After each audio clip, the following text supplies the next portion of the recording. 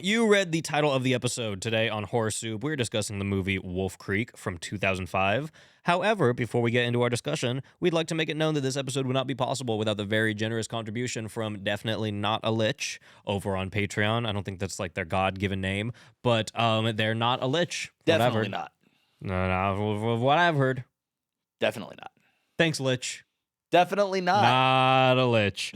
They picked this movie with the pick a movie tier, so you know they just the pick a movie tier just came back. Yeah. This is new. Wildin' on the pick a movie tier already. Yeah, I'm already pissed about it, but we'll get into that.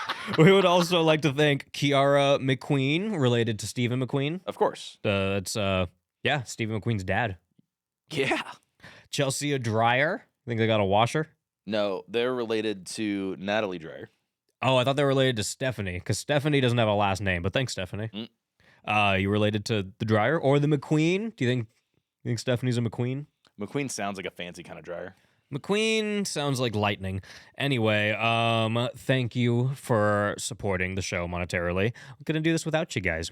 We appreciate you a lot. Absolutely. Thanks, guys. It's all there. Everyone we just mentioned, donate on patreon.com/horrorsoup. And if you decide to check out the page, we do a bunch of bonus stuff there. We just did a bonus episode on Winnie the Pooh.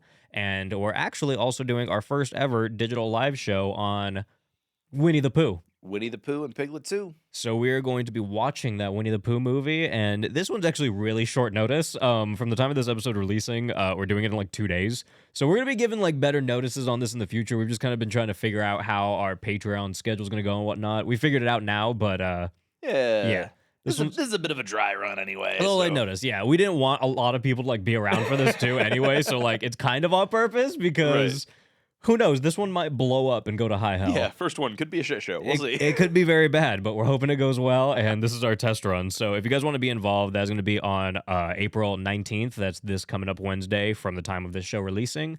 And that's going to be at 8 p.m. Eastern Standard Time. You just got to go over to our Patreon. You got to make your way to the digital live show tier, and then you're basically buying a ticket for the live show right there on Patreon. Yeah. And then we want to do it like that because, you know, then you have access to all the bonus episodes. You can go with everything else, you know, go look at all that stuff. You're not just buying a ticket, you know? Yeah. You're getting an all access pass. It's the VIP. There you go. That's All where I right. put it. That's what it is. But if you want to watch Winnie the Pooh with us, Blood and Honey, just come check it out. I guess we just said Winnie the Pooh the whole time, like we were just watching. Like an actual Winnie the Pooh Like it movie. was just Winnie the Pooh, but no, the horror Winnie the Pooh. Winnie the Yeah, Pooh, Blood and and Honey. There is blood. There is honey. There is honey. So with that, if you guys are currently listening to this as an audio episode, you can actually watch this one on YouTube and on Spotify. And yeah, with that, let's get into the giant piece of shit. I'm gonna come right out and say it. I know people coming out swinging hard. Look, people have good things to say about this movie, and I feel like every time I've ever heard about this movie until I watched this a few days ago was Wolfe Creek's fucking awesome. It's this and that, whatever. I wasn't even sure if there was going to be a wolf in this or not. No wolf. Nope. Not a wolf. What's up with 2005 and wolf movies that don't involve wolves? It's a very good question. I think that was around the same time as like the Three Wolf Moon shirt. Cry Wolf came out the same year. Yeah. Cry Wolf fucking sucked, and there wasn't a single wolf. Yeah, dude. You're the wolf. Dude, 2005 was definitely the year of the dog trash wolf. This is the worst wolves possible. No wolves possible. Cry Wolf, Wolfe Creek. Is there another wolf movie from 2005? Probably. Can you look that up? So, James, did you like Wolfe Creek? I didn't hate it, Oh, okay. but I think it has some redeeming qualities, but I mean, I also didn't love it. I don't even remember how I rated this. I'm not going to spoil it right now, but I'm just going to... Yeah, that sounds about right. I did not like this movie. And I will say probably in the slightest. This is like an hour and 50 minutes long. And for It's what? a long movie, man. That's a long movie for a movie that knows what it's doing. I'm going to go ahead and say Wolfe Creek does not know what it's doing. And when I watched like some of the like a little bit director stuff, they were like, God, guys, this was so planned. We knew what we were doing all along. And then I watched the movie and I was like, are you sure? Are you sure, buddy? No, I imagine they drove out to the outback and just kind of made up the plot as they went along. 100%. And they were just like, I mean, there's definitely like specific shots that I was like, oh, they were just sitting out there in the wilderness, and they were like, "Hey, just stick the camera right here. That looks cool." Yeah, 100%. And they just did that for hours, and then they used all Most of the of it. footage. Yeah, all, if not most of it. They didn't cut anything. Fun fact, so they did shoot this in Australia. Sure. Obviously. Yeah. But the area they were in, apparently there wasn't rain for like 10 years. And then like for like, I think it was like 23 of their 27 days or something around, that number of shooting, it was raining. Crazy. So they had to change their script, quote unquote, to adhere to the rain. And basically that just means that there was a scene where they were like, God, this rain's crazy. Like, yeah, you really had to change your script so much. Because really, what was your script before this? Because it's nothing now. I can't imagine it was something before and the rain literally put a damper on this, because I don't see the rain changing what happened here. Definitely not. You know what I mean? Yeah, like, there's I'm some movies where, like, you could be like, oh, it was raining the whole time and it really fucked our shoot. Like, it put a damper on things. It messed things up. Right. Not in Wolfe Creek. What are you talking about? What could it have possibly done? You didn't do shit. What, now instead of 2 or 3 dickheads sitting around talking for an hour and 20 minutes in dry desert, it's a wet desert? Yep. It really didn't change that much, if I'm being completely honest. Yeah, I don't think that the weather was a problem here. As far as I can tell, no other 2005 movies with Wolf in the title. It's just those two? Yeah. How many other movies are released with wolf in the title that don't have wolves in them? That's you know what I good mean? question. I did just find a list of movies with Wolf in the title. Both of those are on this list as 2005. They're the only ones from Interesting. 2005. There's a movie just called Wolf from 2004. Oh, okay. I was going to say, how many wolves are around that year, too? Like, was it like that There's time There's period? another Wolf in 2008. Let's see. But We got Wolves in do those all 2014. I feel like those all have These wolves all in look them. like they have They have wolves in them, right? Yeah. Okay, see, These that's all the problem. have wolves in them, for sure. Or werewolves. I want a comprehensive list made of all the wolf movies that don't involve wolves. Wolf of Wall Street? Werewolves Within ended up having a wolf in the end, huh? Yeah. That did. Okay. Wolf of Wall Street, that's true. There's not a wolf in there. Nah, he's a dog, though. For sure. Okay. Well, with all this, I kind of do want to talk about this movie. I don't, because what is there to talk about? Yeah. I don't think I'm exaggerating when I say, look, first off, if you guys really like this movie, let me just ask yourself this first. When's the last time you watched this? Because I feel like everyone that I saw that rated this really well saw it like 7 to 10 years ago, if not longer. Yeah. You know what I mean? So, I think, things have changed, and you've probably seen this movie once. It's not a good movie. I don't know. I guess, my review kind of sums up my whole feelings, and it's really just that, like, there's nothing in the first hour, and there's nothing in the last 15-ish minutes, so we really have about half an hour of movie. No. It was like 15 minutes of movie. Because I would say when the movie like starts and things kind of start happening, you get 3 or 4 instances of one person walking around looking at something for 10 minutes. Yeah. And then not doing anything, or just wandering around in circles for 7 to 10 minutes. And then you get 15 minutes movie. And then the last 10 minutes is just baffling. I would compare it to like the last like 10, 15 minutes of The Green Inferno, where you're just like, wait, what are we doing now? Like, what's happening? Or how people feel about the last like 10 minutes of Hereditary, and they're like, what happened now? But I would even like, I would put that up higher, and I hate Hereditary.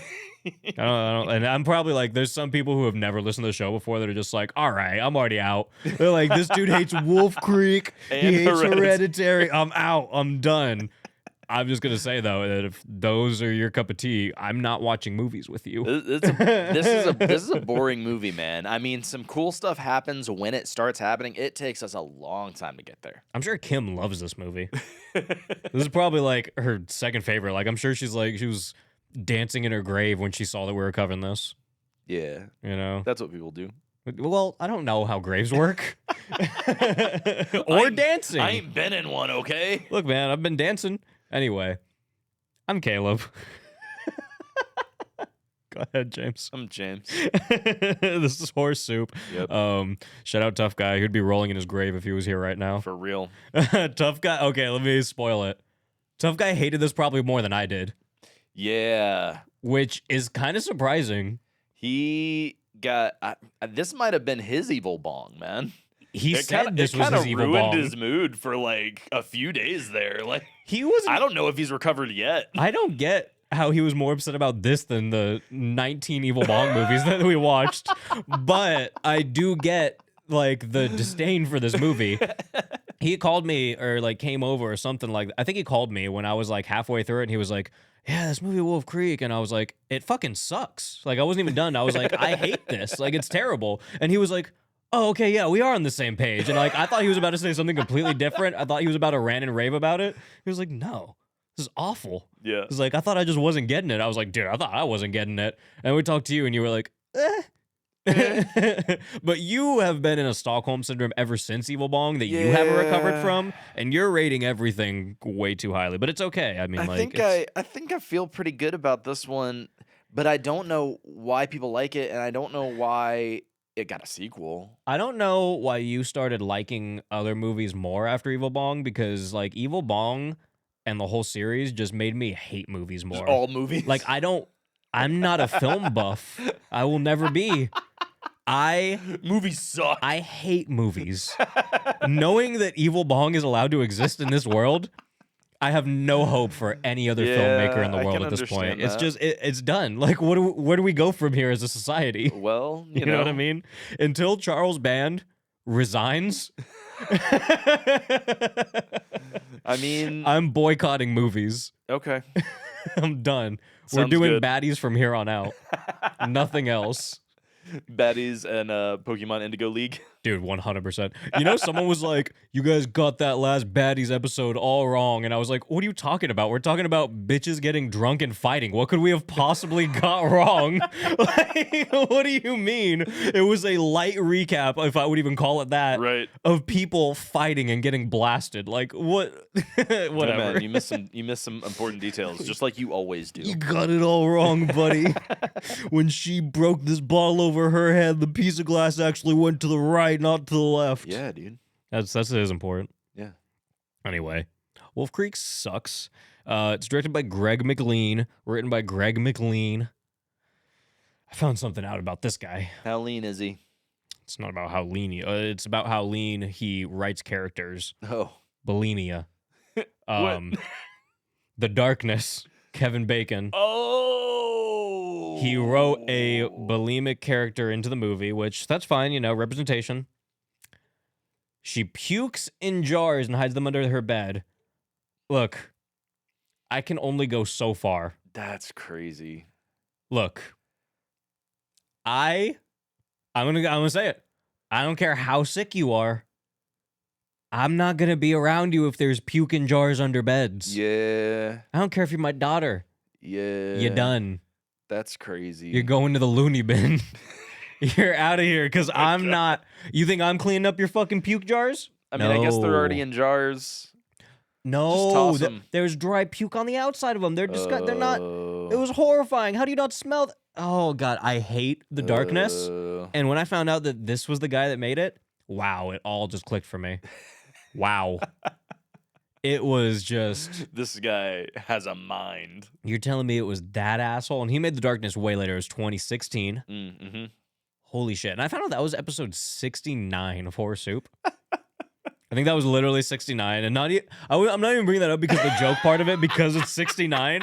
Literally just, I'm like, that was like 120 episodes ago. Yeah. I didn't realize that it's been that long since I've dealt with that piece of shit movie, and it took 120 episodes for me to wrap back around and realize that I still hate this guy. Yeah. I hated him.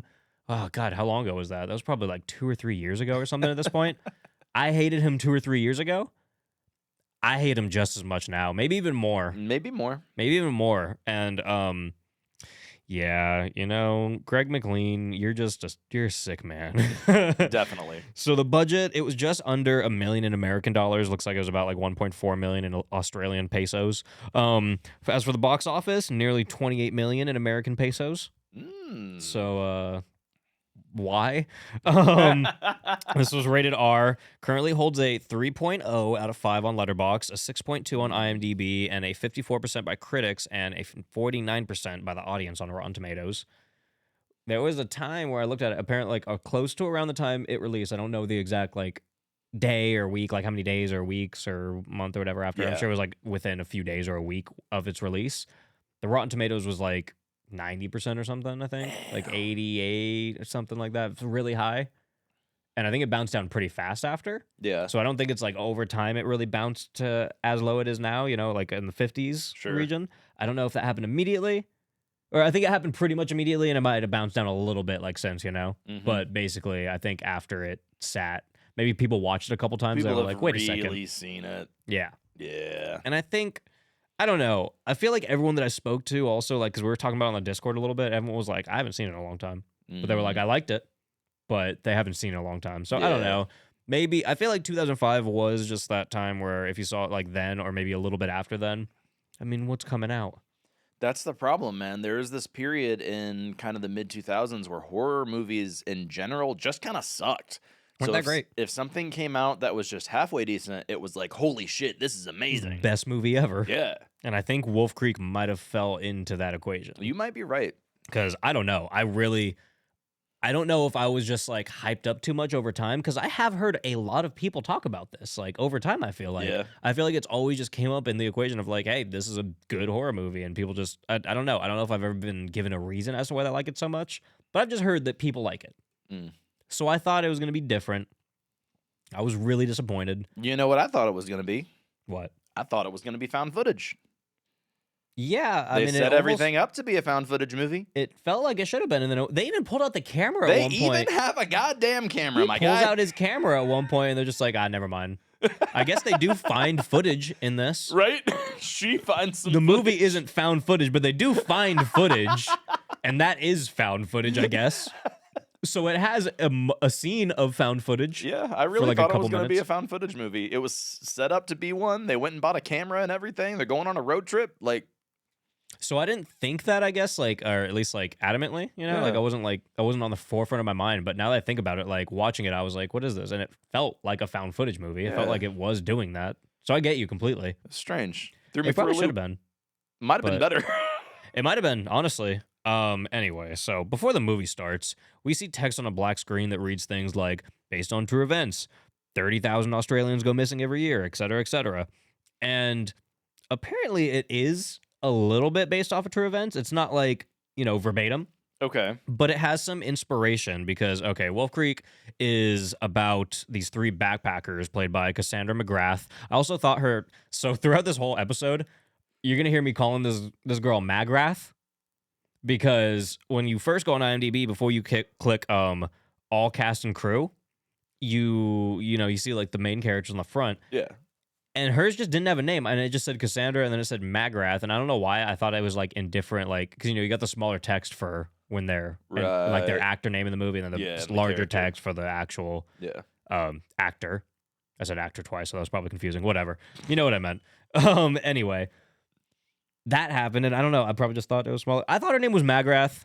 Her name just wasn't listed right there. Her name's Liz in the To movie. be fair, I don't think they call her by name ever. I swear to God, when I first noticed that her name wasn't Magrath, I went back and I was like, oh, I don't think she has a name because it wasn't listed there. And then I clicked on all cast and crew and it said Liz, and I was like, I don't remember them ever calling her If Liz. they do, it's once. short. Yeah, It's because one time, I if anything. definitely know Ben's name and I definitely know Christy's name. I heard both of those. Yeah. I don't remember ever hearing a Liz. Mm-mm.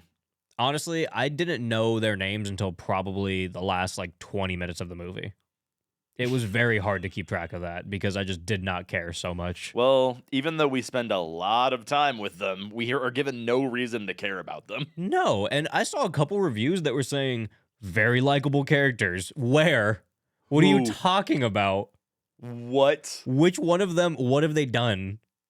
I don't get it. I mean, maybe the killer is likable in like a funny way. he's honestly more likable than any of these people that I'm supposed to care about. For sure. 100%. I was rooting for him the whole time. Well, yeah, it's Well, kind of that movie. I mean, he gets right? gross later, and then I'll stop, rooting for him. Right. as He does fa- get gross. Yeah, but as far as just like characters in a movie, like he's much more entertaining than the rest of them. They suck. Well, they kind of set it They're up like boring it's as that shit. kind of movie, like kind of like a Freddy Krueger movie, or Yeah. where like Where it's like he's you're not supposed to be rooting for Freddy, but it's like I'm rooting for Right, Freddy. He's he's fucking funny. funny. Like- Dude, he's hilarious. yeah, they kind of set it up to be that, but then he gets a little too gross. Yeah, and this guy's just going like, "Oh, crikey!" So like, I don't know, like it's more entertaining than these fucking kids. They're not like their jokes aren't funny, their stories aren't funny, Nah. their conversations aren't interesting. There's no substance to them. They're just saying things, and these are easily.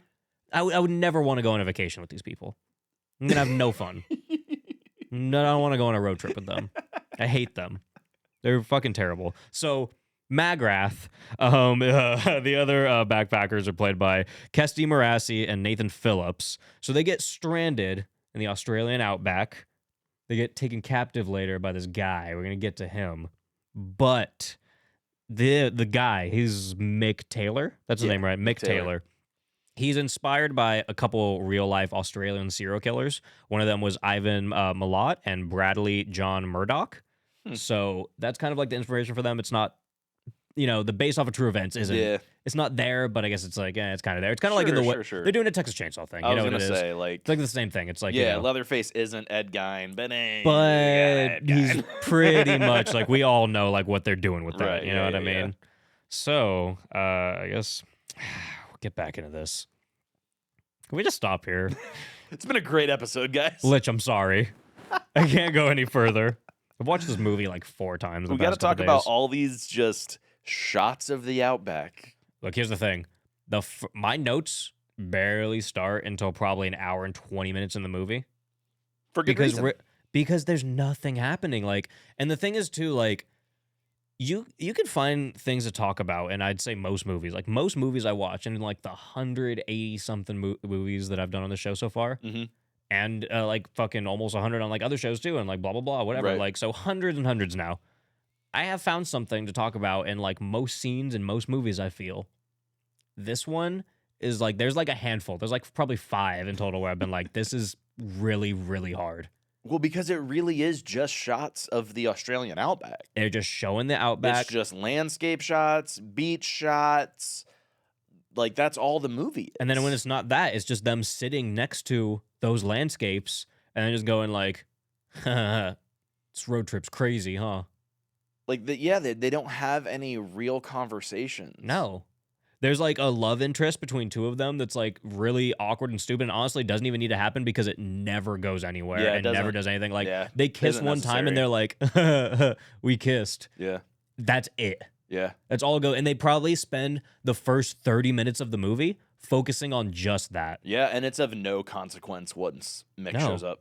No, like it doesn't matter. It's not even held over them like as like a thing or anything. There's never a moment where they're like, we'll get to it. There's a chance where it could have been multiple times. The whole movie it could have been. That's the issue with it. Like the whole movie is you could have done that. Right. They didn't do shit. And the fact that they don't do anything and it's an hour and 50 minutes. It's a long movie.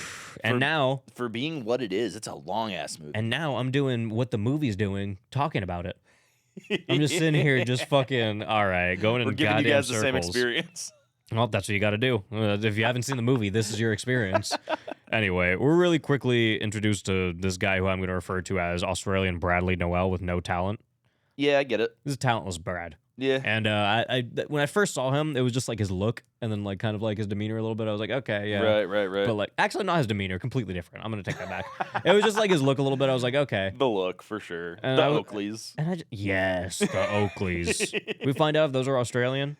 Oh, I didn't. Let me look it up real quick. Yeah, I'm pretty sure it is. I feel like they are after the overuse of Oakley in this movie.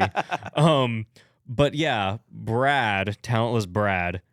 I called him that. And then like 2 scenes later, he shows up with a guitar and it is not good. So I feel like his name really just stuck at that point. Anyway. Yeah, he does have a guitar and he's not good. Oh, I thought you were going to say the Australian No, thing. Oakley's is Californian. Why are they overusing Oakley? And it really like made us think that Oakley's might have been an Australian brand because Australians let us know is Oakley really big popular? There? You guys just love Oakleys? Yeah. Because Oakleys are or hilarious. Maybe it's just a 2005 thing. That's a thing too. Oakleys were pretty big in 2005, man. Anyway, this dude's getting his car prepped for their upcoming road trip. Holy shit, I could not speak right now. And he's forced to deal with a car repairman who, okay, I'm going to go ahead and say, This is the first funny moment of the movie. Yeah. It's the last also. Yeah. I'm not kidding. 3 minutes in, this is the most you will laugh in the entire movie easily. Like it's real good. It's real good. I was ready for the movie after this. I was like, oh shit, this is gonna be fucking funny. This is gonna be a funny fucking movie, and we never get anything like this again. I swear to God, they don't even tell a joke after this. There's like one or two like kind of Mick's jokes. Kind of funny just in general. That's the thing. Mick is funny. He tells a couple jokes, but like none of them are even as funny as this moment. This is great. This is a really good scene. It's very good comedic just content. Yeah, I mean, it's really just the timing of everything, you know, like he's trying to like, he's getting his car fixed and he's sitting inside of it and the other guy's at the outside fixing it or some shit, blah, blah, and he's just going like, yep. And the guy's like, yeah. So you're fixing the car? He's like, yep. I can't really even like depict it. He's like telling him to like rev just a couple RPMs every time he says yep. Instead of saying like go, and so he's just out there, yup. Yup. That's like the whole scene. I actually didn't even follow that that's exactly what was happening. I just thought, like, I followed that talentless Brad was revving his engine and shit. I thought he was fucking with him and the guy was just going like, yup. And then Brad was confused, so he just kept revving it. I mean, to be fair, I don't know a lot about cars, so maybe this is a very common way to do a little checkup on a vehicle before you take it on a trip. I don't think it is. But I don't think I've ever seen anything like that before. I don't think it is, yep. This was actually pretty fucking funny, though, and I would say watch the first 5 minutes of this movie and turn it off. Don't turn it off. Fast forward. No. So no talent Brad, he takes him and his two homegirls to a pop and pool party where everyone is drinking Smirnoff Ice, which that's a time. We've all had those moments. And they're jumping in pools fully clothed. I had a thought about Smirnoff Ices the other day. Yeah? And this is just a real quick thought. It's going to deviate just for a second. But I think they just got replaced by seltzers. Yeah, 100%. You know what I because mean? before seltzers were a thing, everyone was trying to drink something like a seltzer. Once seltzers came, they dominated, and now it's just like, well, yeah, I'm just going to drink this. It's easy. Yep. But, yeah, I mean, Brie was on Smirnoff Ice for years. When we first started doing horse soup, Smirnoff Ices were getting drank. I was definitely, like bumming some swigs off of her, like when I would finish my beer and shit, too, for sure. So, like, I was drinking Smirnoff Ice in the early days of horse soup. Damn, dude. Fairly often. I don't think it like went long into horse soup because I think they fell off probably a few months into horse soup, honestly. No, man, I'm guilty of having a Smirnoff in me. Oh, those green apple ones were pretty fire, dude. Dude, pineapple wasn't bad. I had a friend who put like gummy worms in their green apple Smirnoff, and like it was like I'm never gonna do that. That's a lot of work and a lot of effort. But like she had them, I was like, I'll try it. And I was like, okay. I wanted to hate on it, but I was like, it's pretty good. It's not bad. You know? All right. It's like one of those weird like I don't know. It's like remember when you had like dirt and worms? Dirt and worms. What was it called? Isn't it dirt and worms? Dirt pudding? Yeah, that shit. It's fucking no, dude. It was dirt and worms for sure. That's what they told me I was eating, and I was like, "Well, why are you feeding me dirt?" But like, and worms, it's fire. What was it? Just Oreo crumbs on pudding? Yeah, I probably wouldn't like that at all now. But at the time when I was a kid, I was like, "This is fire." I totally fuck with some dirt pudding, bro. Maybe I'd fuck with some dirt and worms. I don't know. I'll eat dirt anyway. This guy, he's jumping in pools fully clothed. They're pouring brew all over themselves. It's a golly good time. Next morning, they all seem to wake up in a drunken daze. And it, like, at first it seemed like one of these girls, because this is the main girl, right? Yeah. She, like, woke up in the bed with Brad. Yep. And then she's, like, trying to, like, sneak out and run away. And I thought she was, like, leaving. And then, like, you know, I didn't know what the movie was going to be at this point. And then all of a sudden, they're just on a trip together. So I've never got the dynamic of this. Like, she seems like she's trying to get away and, like, never see him again at this point. Was she just not trying to wake him up? I thought a lot of things in this movie. Because, like I said, they just didn't cut anything out. They just show every single moment of these people being... I literally feel like I'm on the road trip with them. When I watched the trailer for this, which is uploaded to Patreon, I was like, you know what? I'm pretty excited for this. And you guys can go back and see my reaction at that point, like compared to now, after I've watched the movie and dealt with it. Yeah. But I was like, yeah, dude, there's some partying, they're doing shots and shit. It's going to be funny. It's going to be like interesting, this, that, blah, blah, blah. The movie is nothing like the trailer. Yeah. It's insane. I mean, all those parts are in it, but... No, they're all in it for sure. But it's just... It's not cut together the same way. Few and far between. And yeah, I don't even remember if the trailer was cut right. I don't remember how the trailer ended. I don't even know if I ever saw Mick, which really, that's probably the most accurate part about the trailer. Do you really see You don't really see Mick. I mean, he's in half the movie. Right. You know? I mean, he shows up, I guess, kind of like almost 40 minutes into the movie. Yeah. But he doesn't start like doing anything of substance until almost an hour in. So true. It's fucked, dude. I hate it. Anyway. Takes about another 7 minutes for the title card to play because, by the way, title card hasn't even ran yet. Like, the whole, like, first 12 minutes is, like, supposed to be introducing yourself to the characters or doing something, maybe. You know, what a good movie would do. But instead, they're just running around going, like, yeah. And, like, it's not even, like, the partying part is so short. I don't even know what's in there. Like, so short. I don't either. It's just, like, their hurrah before they go on a trip. I don't even get it. It doesn't matter. I don't even know. But that's fine. We're not even really given enough context to understand where they're going or why. No. But the thing is, I should be more mad about the party thing, but I'm really not. Like, it's whatever. Like, I don't know why it's there, but I can get over it. I can get over all of that. But I can't get over the fact that you spend, like, 12, 15 minutes, however the fuck long it was, doing nothing. And then after the title card plays, then we see basically, like, you know the intro of, like, I mean, it's the intro to a lot of movies, but for horror fans, I'll just go ahead and say the intro to Evil Dead. They're driving in a car. There's, like, some music playing. You get the shot of, like, the car, like, the inside, or The Shining, or, you know, anything like that. Right. You see music. You see, like, the shot of the car, the exterior's blah, blah, and then you go inside the car. They're joking or something. And you either cut to them talking and doing some fun stuff, or you keep the music playing, and you just kind of, like, show what they're doing inside the car, road trip shit, blah, blah, blah. They start doing all that right now after the title card, after I've 11, already 11, seen. 11? Yeah. Did that happen in there? Pretty much. That's how it started. Oh, fire. Oh, you're right. That did. Yeah, you're right. They just pull up to the house. Yeah. I mean, after the opening, but yeah, I guess, well, I mean, there was less there. They just pulled right to the house, and then you see, like, the lights, and yeah, it was terrible. No, but I know what you're saying, though. You know what I mean, though? You open with that. Right. You don't do that after 15 minutes have already passed. Right. And then the title card. You do that, and then you do the title card. Yeah. And, like, obviously, so there's going to be people that are like, well, you could break rules. Not every movie has to follow it. Yeah, you're right. They don't. But when it fucking sucks, maybe you should have just followed some kind of structure. I'm just saying, like, this movie's almost 2 hours long, man. It's so long. Like, and it's other because movies of this that are this long are epic proportion type movies. Yes. This is a very small, like, pretty isolated, not a lot of character. Like, when I'm talking about epic proportion movies, I'm talking about, like, Lord of the fucking Rings. Yeah, or like a big Marvel movie, or like a why Star is Wars this or something shit like that. taking up so much of my time? Something where you're either doing a lot of action or telling a lot of very important story, interesting story, entertaining story that, like, you know, your movie is so entertaining that it needs that extra few minutes to keep the entertainment going, or it needs the first extra 20 hour minutes. of this might as well be lo-fi beat study to relax to. 100%. Made by, like, a third grader. It's horrifying. It's definitely snore material. It's very hard to get through. So, yeah, I mean, and the movie could have been almost an hour, 30 minutes if they just didn't put that first 12 minutes in. So that's the crazy part. I just don't get it. So they travel for a bit. They arrive at their first RV camp for the night. I still don't really know what they're doing, too. By the end of it, I still don't know what their goal was. Nope. Do you know? Like where they're going or why? Yeah, what they're doing. No, we're not given any insight into their aspirations or like what this is. Like other movies give you something like, hey, we're gonna go do this thing.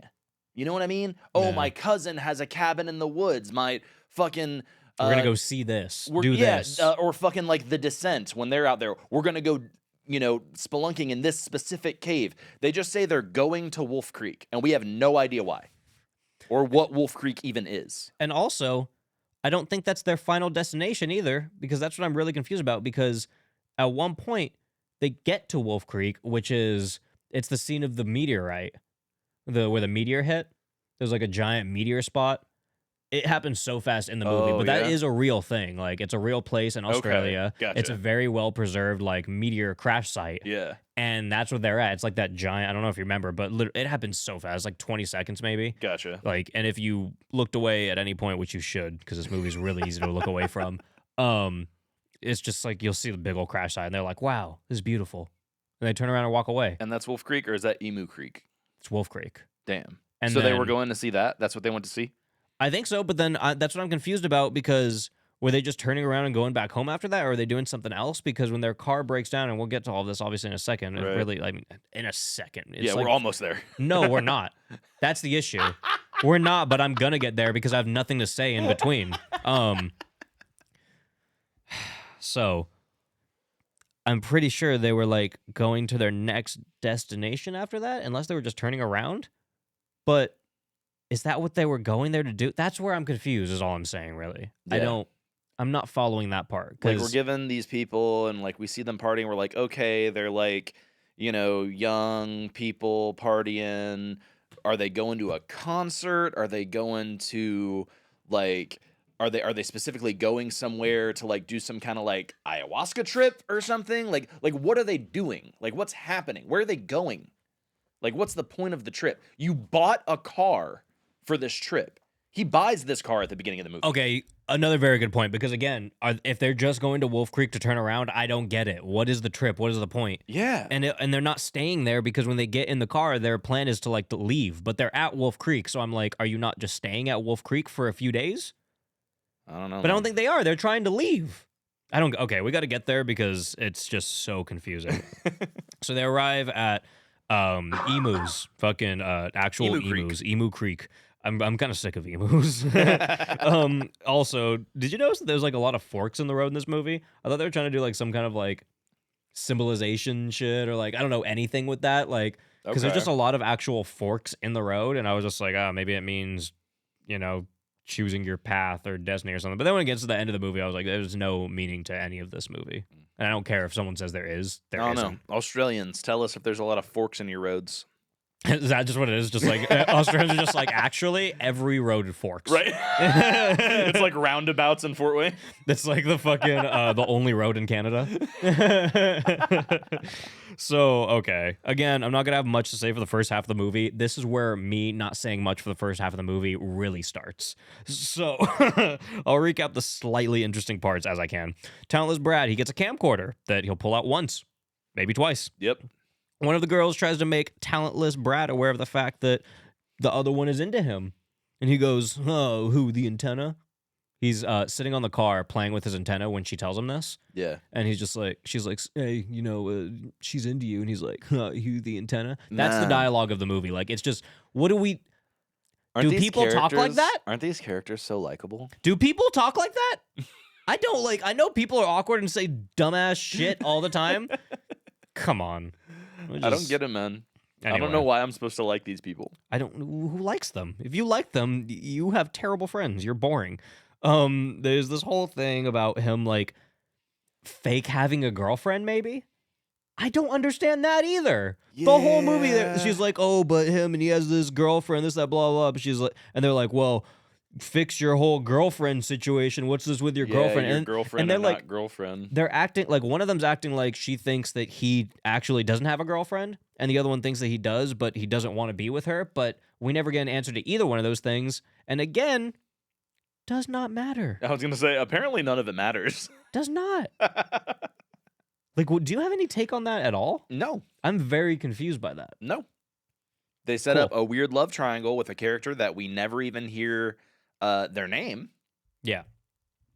I don't even know where these people know each other from either. Nope. That's another thing. Nope. Or why they're going on this trip together. No, I thought they were strangers at first, like, and I still kind of did when they were starting. Actually, throughout the whole trip, I still feel like they just met Brad. Did you ever get that feeling? Because that's kind of how I felt the entire movie. Like, I don't think they know him. I don't know, I think the two girls know each other, and I kind of feel like they just met Brad, or maybe they just met him recently. I don't know. I don't get the dynamic. I don't know. She seemed Christy seems to know him because she's like you guys can hook up and then we'll find some hot guy for me somewhere. Like where? At Wolfe Creek? You're right. I remember that. But what are you still talking don't about, know, Christy? I still don't know that means they know each other. That's true. That could still just be something that they're just partying, doing their thing, Yeah. It's so baffling. Like I don't get it. It is mind numbing. You ever remember lobotomies? It's just so strange, right? Because there's a lot of movies that just show like a friend group and it makes sense. And you start rooting for them, or like, you're like, oh, I can see my friends in these friends. And I've just never felt that once when I was watching Wolfe Creek. And also, do Australians have bars inside of their gas stations? That's probably a thing. It is, right? Yeah. I'm sure it is. It seems like a problem. That seems like the one place where a bar should not be, if I'm being completely honest. Like, for so many reasons. You're telling me I'm drunk at a bar and I walk out to have a cigarette and I could just blow up the whole place at every time and I'm drunk? That's a good Like, point. I'm not doing that. I'm aware of myself when I'm drunk. I've met a lot of drunk people, though. A lot of people aren't aware of what they're doing when they're drunk. And Yeah. I imagine that most drunk people in Australia are probably just walking out and flicking a butt. Probably. Like, you know what I mean? They fight kangaroos there. I've seen it. I'm just saying, man. I'd fight a kangaroo over a turkey, but that's a whole nother conversation for a different day. No, you're saying Australians built different, and I agree with that. A bar and a gas station's crazy. Am I into it? Yeah. Like, would I go? Yeah. But, like, I'm just saying, I recognize as someone who loves the idea that it's a bad idea. It's a bad idea. You know what I mean? Yeah.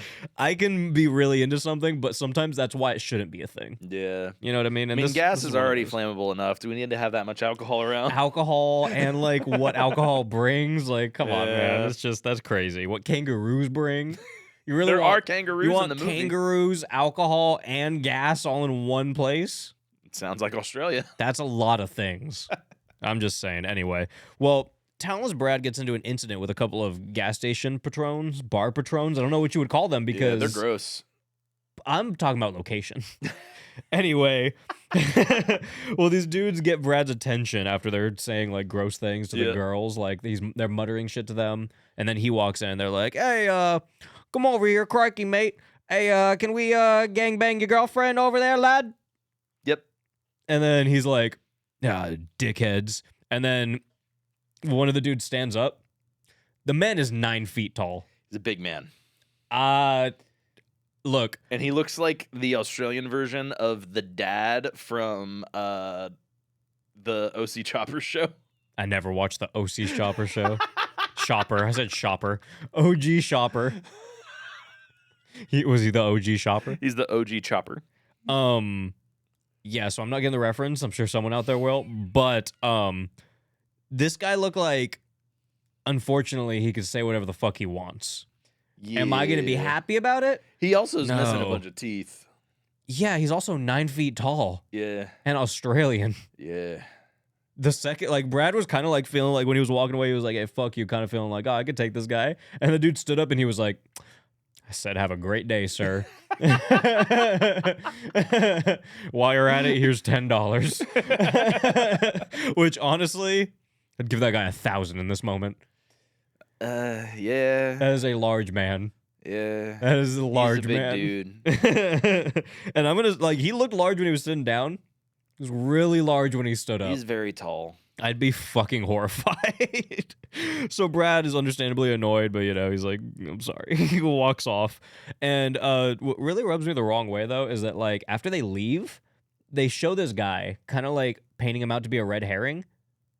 But this is the only red herring in the entire movie. They don't try to add other red herrings into, like, kind of like, go, like, oh, is it this? Is it this? What's going to happen?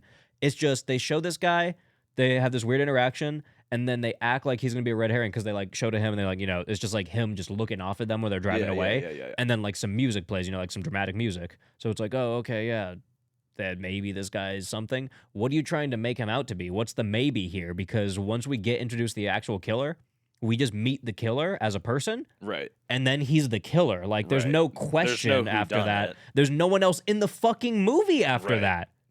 No, I think the second he's introduced, it's just them. There's not another person introduced after that. How do you make a fucking red herring when the next person you're going to introduce after this moment is the last person we're ever going to see in the movie? You have a very excellent point. That's so fucking stupid. And what God, it is, this movie sucks. It's the problem with the movie. You know how we've talked... You know how you said that they're just writing shit as they go? Yeah. This makes perfect sense. They were like, toss something in there, you know, make them look put scary. them on their toes. Yeah. Make the audience think. I don't think they had a what's going script on? for this movie, bro. There's no fucking I really way. don't think they did. I wasn't completely on your side, but now that we're at this point, and guys, this is 20 minutes in the movie. This seems like the way I would make I'm a on your movie, side. which is just going out with my friends and shooting random shit. This is how me and then Tough Guy piecing shot it together later. This is how me and Tough Guy shot a short like 2 weeks ago.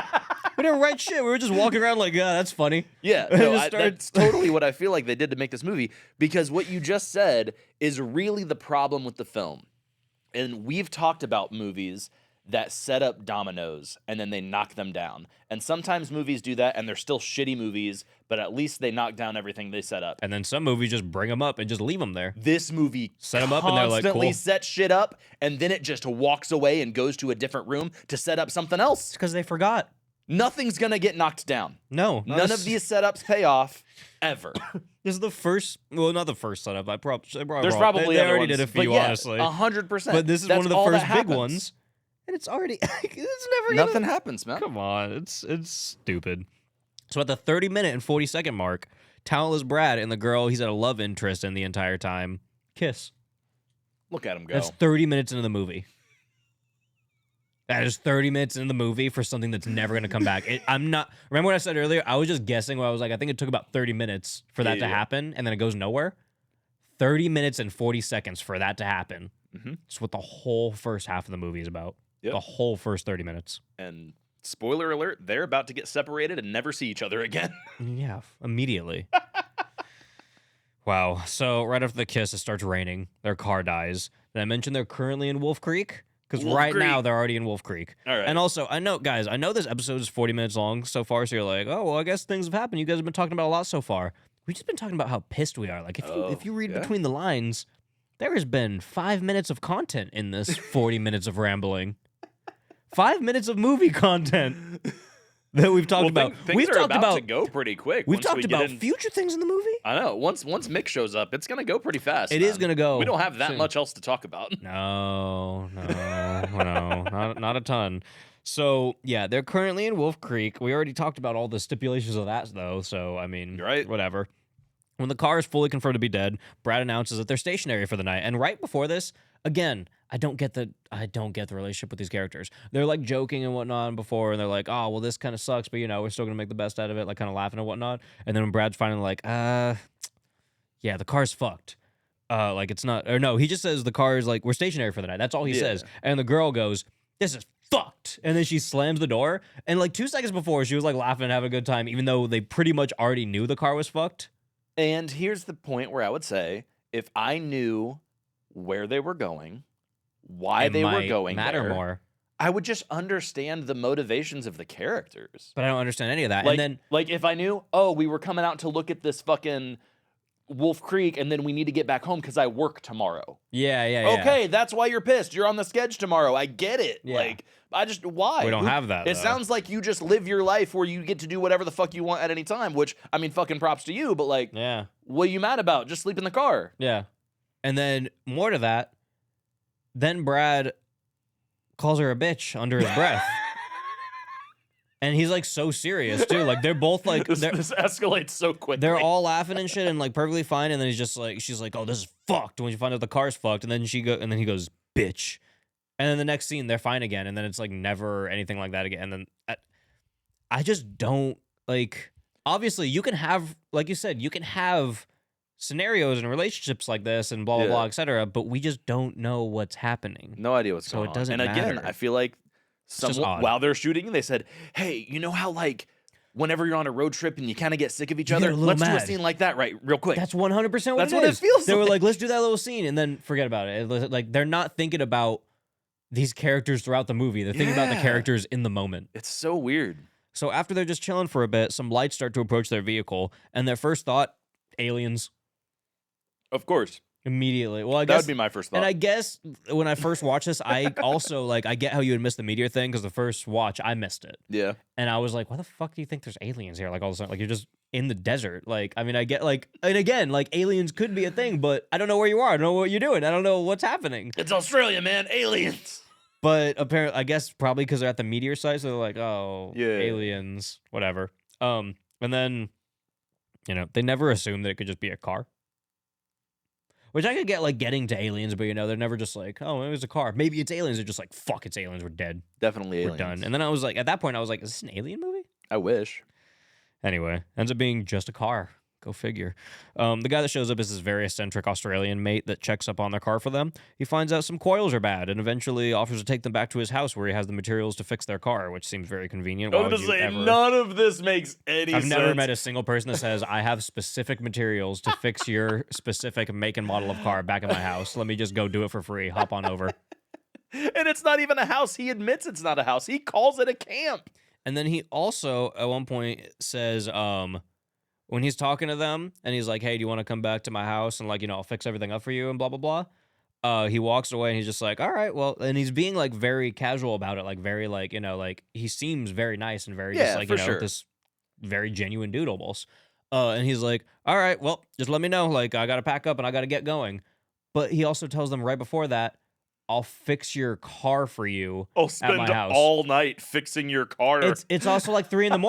That's what he says. He says, I'll fix it for you tonight and have it done by the morning. Get you on the road in the morning. If someone told me that they will fix my car overnight and have me done by the morning, but then they're like, all right, make your choice real fast. I got to go. Got to get going. I got things to do.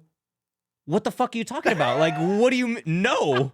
Goodbye. I mean, first of all, again, I'm not a car guy, but I know enough whenever this guy comes in and he goes...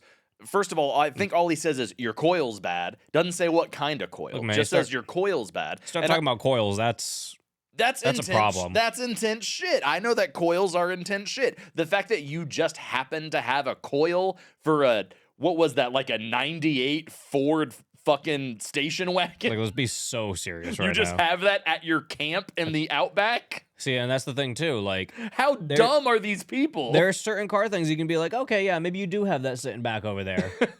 Specific coils for a car? That's Come on, crazy, man. Dude. And, like, again, I'm not, like, super versed in cars either, but, like, like, I can change my oil. I've changed, like, my alternator. I've changed, like, some belts on shit. Right. I've done, like, some, like, radio changes and shit like that, whatever. I don't know, basic shit, know? Like, fucking tires, stuff like that. You start talking about coils. Someone says something with coil in it. The second you say coil, I'm like, well, I gotta hire someone. Right. I don't know about the coil, man. You're not gonna just have one sitting around. I've done some spark plugs. I've done spark plug housing. I've done the fucking, some spark plug wires and shit, stuff like that. Yeah. I don't know. Coils just, it doesn't rub me the right way. And I don't think you have the coils. That's my whole point. I don't think you have the coils. And I guess we do see that, I mean, he's run this scam more than once. We will see other cars that he has, but I still don't think he has the coils, man. And I feel like somebody in that group should know that this sounds shady. But actually, you know what's crazy? He did have the coils. He legitimately fixed their car and it was running. It was running. And it was not running before. So that might actually be the craziest part of this movie. The fact that he legitimately had those coils. Yeah, I guess the real answer is that he did something to fuck up their car in the first place. That could have been the thing, and it had too, nothing because to do with the coils. He probably just made that shit up. Because he probably was just telling them bullshit. That could be a thing because we did see... Well... But I don't know. What would you do to fuck up a car that it could drive for a certain amount to make it to Wolfe Creek? I don't know. Okay, we should just go ahead and explain. He was there when they're at the gas station. Yeah. She finds the when it turns to found footage later, she's gonna find the camera that shows that he was back there. Yeah, Brad had. That had Mick's truck sitting in the background of the shot. Right. So Mick was there at the time. And also, wait a second. So he fucked with their car while they were inside. No, shut the fuck up. Not you, this movie. Oh, shut the fuck up. Wait a second. This beefy-ass blue tow truck with all these fucking lights on it, you're telling me that was 10 feet away from you while you're at the gas station? You didn't even notice? Not a single one of you noticed? Like, what, 12 hours later, you're like, that's the fucking truck that was there earlier. Right. You were shooting a video, Brad. And a guy walked up behind you. We didn't mention him, but he walked up behind him, and he's just like, oh, you want to be in the shot now? Yeah. And Brad is only looking into his camera. The reason he turns around is because he sees the guy walk up behind him in the camera, and that's the same exact shot where that truck was. Yep. So you're telling me you saw that man 1/8 the size of this giant blue fucking tow truck with more lights on it than I've ever seen on it. This truck looks crazier than any other truck you would just see. These characters are just dumb. They're not dumb. They're so so dumb. They're not dumb. Greg McLean is a idiot. Is a moron. Because there's no way that at least Brad/Ben should have been like, oh shit, that's the tow truck that was at the gas station. There's no way at least it wasn't he didn't that see long it. ago. It was the same day. Like I say 12 hours as like being generous. It was 12 hours is the longest it could have been. That's what I'm saying. Like max. Yeah. It was probably like 3 hours ago. And you pulled your car in next to this crazy ass tow truck, and then you don't recognize it when it's shining all of its lights at you? There's no way. No, I'm pissed, dude. This movie sucks. The fact that anyone defends this is astonishing. This is a terrible movie. They can't do anything right. Oh my god, this is horrifyingly bad. I don't even. What do I say about this anymore? This is so stupid. So yeah, let's talk I guess. about Mick. Well, I guess that was the thing, though. We can assume that maybe he messed up their car there, but that's the thing. How does he mess up their car from the gas station that lets them drive to Wolfe Creek? Again, I don't know how far the Wolfe Creek was from Emu Creek. I guess maybe we could look that up because I think Emu Creek might also be a real place because Wolfe Creek was. But if anyone has that information, I still don't know how you time it perfectly so that Yeah. it doesn't make sense. It doesn't. I don't think he messed up their car legitimately. I think he just happened to go by because even in the sequel too, there's like a thing where he just comes up to people whose cars happen to be broken down. Mm-hmm. So I think that was more just a coincidence, and that's part of like the inspiration from the serial killer thing too. Like it's a backpack hiker thing, you know, like people are stranded, he offers to help them out, kind of thing. Yeah. So I don't think he messed up their car, but he had the coils. I guess is what I'm saying. Maybe it was just spark plugs. Maybe And it was, he and he just said some other shit. Like I don't know. Or maybe I don't know. Maybe that's Australians have tons of different slang though. Maybe they just call spark plugs coils. They are kind of coil shaped. Yeah, I guess that's true. They might just call them that. They do look like coils. Yeah. I don't know. The spark plugs are specific. I guess like I mean, less specific than less some specific. other things, Right, but yeah. like it's still pretty specific. You have to have the right kind. Yeah, for sure. I mean, I don't know, but who knows? Maybe he has a million spark plugs in his campsite at home. I guess that's. We keep watching movies about spark plugs. Wait, do we? Deadstream. Oh, yeah. Let's make a Letterboxd list of movies that mention spark plugs or involve spark plugs. I guess we don't know if this does. We don't know. So it's just Deadstream. We just like spark plugs. It's the only one. I don't. Don't actually. They're the bane of my existence. Anyway, so they get offered to go there, but then they have this whole thing where the girls are like, well, I don't know if it's going to cost money. You know, he's probably going to want some money to get this done, blah, blah, blah. Brad, go ask him. But then they also have this thing where like, well, if he does want money for it, then just ask him like, hey, we don't want you to fix our car, but can you take us into town so someone else can fix our car? That costs money. I hate this movie. I really hate it. Because they're all like, oh, well, we don't have any money, blah, blah, blah. What do you think an auto repairman is going to charge you? Do you really think that legitimately? I guess the hope is that if you're at a shop, then they have a phone, and maybe you can make some phone calls, and there's probably a gas station nearby. You can get some money wired from family or something. I don't know. I'm under the impression they don't have any money to spare. You got to get in that 2005 mindset too. You know, that's true. Because I guess Venmo. Yeah, they don't have cell phones and stuff like that. So I mean, yeah. Okay. Yeah, I guess that's the hope. Is I'd rather be at a shop stranded than in the middle of fucking nowhere. At least there's a roof, and I can go and ask him if I can go inside. But that's not their option really at this point. They're like, in their minds, they're like, our options are the auto repair shop or his house, and she's only focused on the money thing. So that's why like I'm a little hesitant to like, you know, they do make a really big deal about because I feel like you're writing the movie for Greg at this point. I am. See, and that's the problem. Like, I want to believe that, but then I'm just like, well, now we're giving this guy more credit than he deserves. What has he shown me? He's shown me that people puke in jars and put them under their bed. Wait, a different movie. And that Australians are, I don't know. Crazy? I don't know what he's doing. That's the other thing he does in this. None of the people that they meet in the Outback are actually nice. No. You meet a crazy rapist-looking dude, and then another crazy rapist dude. Actual rapist. It's like, come on, man. You did Australians dirty, man. He really did, dude. You one red herring, like one nice Australian guy out there. I don't think. Oh wait, no, there was the guy at the gas station. He smiled. He's okay, but he seems in on the whole thing. I don't. No. I think he's just. He knows the dirty people because he tells them to settle down. Oh, I think he just works there. They're regulars. I'm just saying, he can only do so much. And then he's the truck's next to him. I think he knows what's going on. Really? I do. Oh, that's a take. I think he's part of the situation. I don't know, man. Greg, are you Australian? I guess I didn't look that up. I think he is. You're doing your Australians dirty, man. Because if I'm, look, I'm not saying this is my take, but who knows, man? Maybe I'm impressionable. Dude. And I just watched Wolfe Creek. I don't know anything about Australia. I'm like, you know what? I'm done. The only nice people that they meet are tourists from another country. And I guess that's what you want out of a horror movie, because you know what? When I was younger and I watched Texas Chainsaw, I mean, I still haven't been to Texas to this day. So, I mean, I don't think they really did Texas very good either. They did them dirty, I'll get you to Texas. We'll get there someday. Oh, wait, what? No. Oh, yeah. Oh, no. You got to experience it at least once, man. No. Everybody's got to live that Texas life at least once, man. Look, I'm impressionable, and I live my life by horror movies, so I watch one from each category. So far, Texas, done. Australia, done. Alabama, done. What's Alabama? Is it Deliverance? No, it's like, remember that kid with the banjo? Yeah. Deliverance? Wait, is there a kid with a banjo in that? I mean, they play a banjo in it. I've never seen that movie. That's the reason? Deliverance? I don't know if it's Georgia or not. I might be just making shit up. I might have just been making shit about that, too. I was thinking that, what's that kid? It's like, that's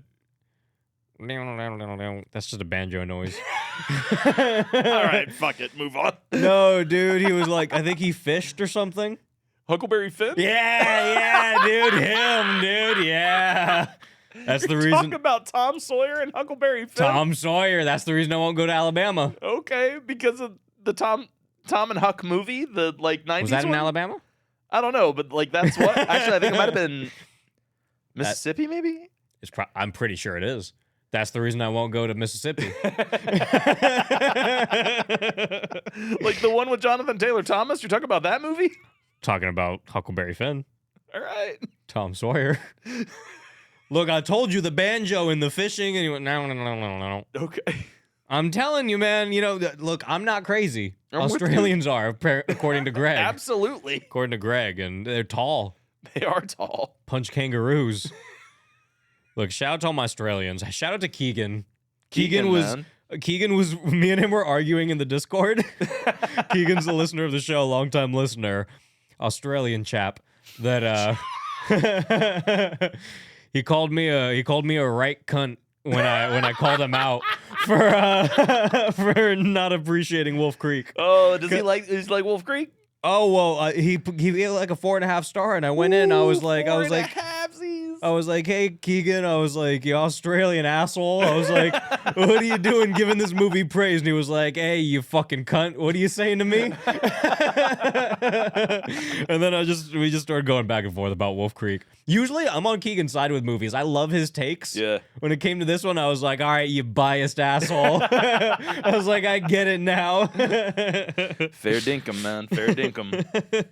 You said that before. I don't know what it means. It's in the movie. What? It's in the movie. I don't know anything about a dinkum, all right? You look like a dinkum right now. I do. Keegan's acting like a dinkum talking about Wolfe Creek's a good movie. Come on, man.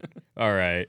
So when Brad asked about the coil situation, the Aussie man gets almost offended in like a light, playful way, I would say. I don't really know how to explain it. Like, he's offended, but he's also just like fucking with him, you know? Yeah, for sure. He expresses that he's not going to charge them for the car. He's like, I'm not going to charge you. What you think I am? He's like, oh, listen to this guy. He's asking how much it costs. This guy over here. And then the girls are like, cool, free. Yeah. And then he's like, yeah, I'm going to do it out of the kindness of my heart. So he latches them up to the tow truck. With the coils. Coils. Starts to drag them off to his house to get some coils. And it ends up being hours away. Yeah. They're actually, you know what? Mick does have one funny little moment where he's like, where Brad's like, all right, well, I need to go this way. And he's like, well, I'm going north. You're going south. He's just like, we got this little thing. I'm going north. You're going south. I don't know. That whole thing was weird, man. Look, but I don't know. Like, I guess I get it because like it's not the direction of the destination they were trying to get to. So I guess I get it. It was just, I liked it. It was mixed depiction of it, you know? It was cool, man. Like, you can't do it unless you're like, you're a right cunt, you know? Like, north, south. I can't do it, dude. I'm not Australian. Yeah. I can't do it, but it was great. It was really, what's the word? Shit. Endearing? That's not the word, but yeah. No, I'll take that, though. Like, thank you. I was going a completely different direction. But no, I love that. So I also want to mention that talentless Brad farts, and then Mick immediately takes a sniff of the air afterward. Did we see that? Yeah, that was strange. Uh, I'm sorry. I just thought of it again, and it was just really weird. I don't know. He looked a little annoyed, and then like he had to take a sniff to make sure he was pissed. He's like, It was like it looked like it depended on like how bad it smelled. I Like guess if it doesn't stink, it's fine. how annoyed he would have, like he was like, yeah, not that bad. And then he moved on. But I feel like he was about to beat Ben's ass if it was rank, It was crazy. So the 50. Considering this man has to smell awful, right? There's no way he doesn't. In the second movie, it starts out with him with like 30 dead pigs just in his car. So, I mean, yeah, he smells terrible. So the 53-minute mark, when the sun is risen, it also mentioned that when I was sitting there and you were like walking by, I watched probably 2/3 of the second Wolfe Creek. Yeah. I watched most of it. Like, I didn't realize how much I watched of it because I was doing something else. Like, I was like, I don't know, like typing something or something or whatever. You were kind of finishing up your notes. Yeah, really, I think I was. But then when I looked up, I was paying pretty good attention to it, honestly. I watched most of it. Well, there you go. Next week, Wolfe Creek 2. No, I really hope not. Lich, please. Lich, please. Anyway, 53-minute mark. The sun is risen. This is when the movie starts. Yeah. It's a movie now. Yeah. Because one of the girls, Magrath, this is when I was finally like, oh, I looked it up and I was like, her name's Magrath. And I looked at you with full, like... Total conviction, man. You knew. You were like, her name is Magrath. And you went, what? And I was like, I think that's how you say it. Magrath. I said, you mean Mark McGrath? And I was like, no, I think it's pronounced Magrath. Yeah. McGrath. Magrath. Magrath. AKA Liz? I didn't find out till like an hour ago. Anyway, Magrath. I wrote right here, at least that's what IMDb said. I was so convinced. Her name was Magrath. How did I think they would even say that in the movie? Hey, Magrath. Well, they didn't. So she wakes up with a zip tie around her wrist. She grabs a piece of glass on the ground, gets the zip tie off. Yeah. It takes like 5 minutes. It takes forever. It's but a long time. The heart of it is I'm watching this movie where this girl was just tied up, and the killer was like, yeah, I'm going to toss you in this room just with one little zip tie in your arm and just a million things. She's in a tool shed. Yeah. Anything could have got that off. She didn't need that glass. Anything could have removed it. Definitely. She definitely could have found something. So, again, stupid. What happens next? She walks around the campsite. Hang on. For 6 minutes. She could have cut the zip tie on the side of the shack because the shack is just sheet metal. That's what I'm saying. Like anything around her, she could have cut it off. You're saying because she probably cut her hand on the glass too? Yeah, but I just mean like, yeah, you're right. In general, there's like anything there. Anything. The wall. Yeah. Just the fucking wall. It's sheet metal. Just get on the edge. Honestly, I'm kind of convinced that the zip tie wasn't even that thick, and she probably could have just broke it off if she like twisted her arms the wrong way, like or the right way, I guess, in this situation. But you know what I mean, right? I'm on the zip tie side. You know what I mean? It's the wrong way to him. Yeah. Anyway, save the zip ties. So she walks around the campsite for 6 to 7 minutes now. Why doesn't she leave? We timed this. Like I looked back and made sure. She just walks around the campsite, just looking at stuff. Exploring. Like, I'm gonna be real with you for a second. I love you and all, but if we get kidnapped, I'm out immediately. If I get loose, I'm not looking for you. No, it's not happening. No, there's very situational times where I might look or like try to like find someone or help someone, but it's really only if I already have the information that's like, okay, I think I could grab you real quick and we could get out or something. But if I just wake up, I'm in a random room, I'm on a giant ass campsite, we already know it's like he's already accentuated the fact that or that's not the word.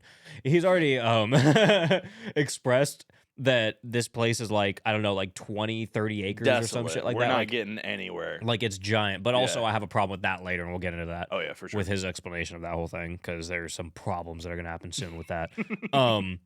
But yeah, at this point, I'd leave. Yep, I'm going. I don't know where to start with this. Not looking around. And you know, granted, she actually ends up getting really, really lucky and has a chance to really do some real shit. Of course, she doesn't, but she has a chance to. Yeah. And you know what? Like, good for her, but I wouldn't have done that. If I got loose, I would pick a direction and not stop until the sun came up. Yeah. Like, And I might come back with like artillery or something. Oh, for sure, You know? for sure. Yeah, Like, that's gonna happen, It but, might like- be too late, or you might be Yeah. like tortured and still alive. Like, I hope I Yeah. can save you, but like, I'm getting the fuck out of there. But really, what's likely gonna happen if I turn around is we're all dead. Mm-hmm. So at that point, the only chance you got is me fucking leaving. Yep. But no, she doesn't do that. And I guess, like you said, it kind of works, but whatever. She finds Christy, who's tied up in a pole barn. She's going to spend the next 5 minutes or so just watching Mick terrorize her. Yeah.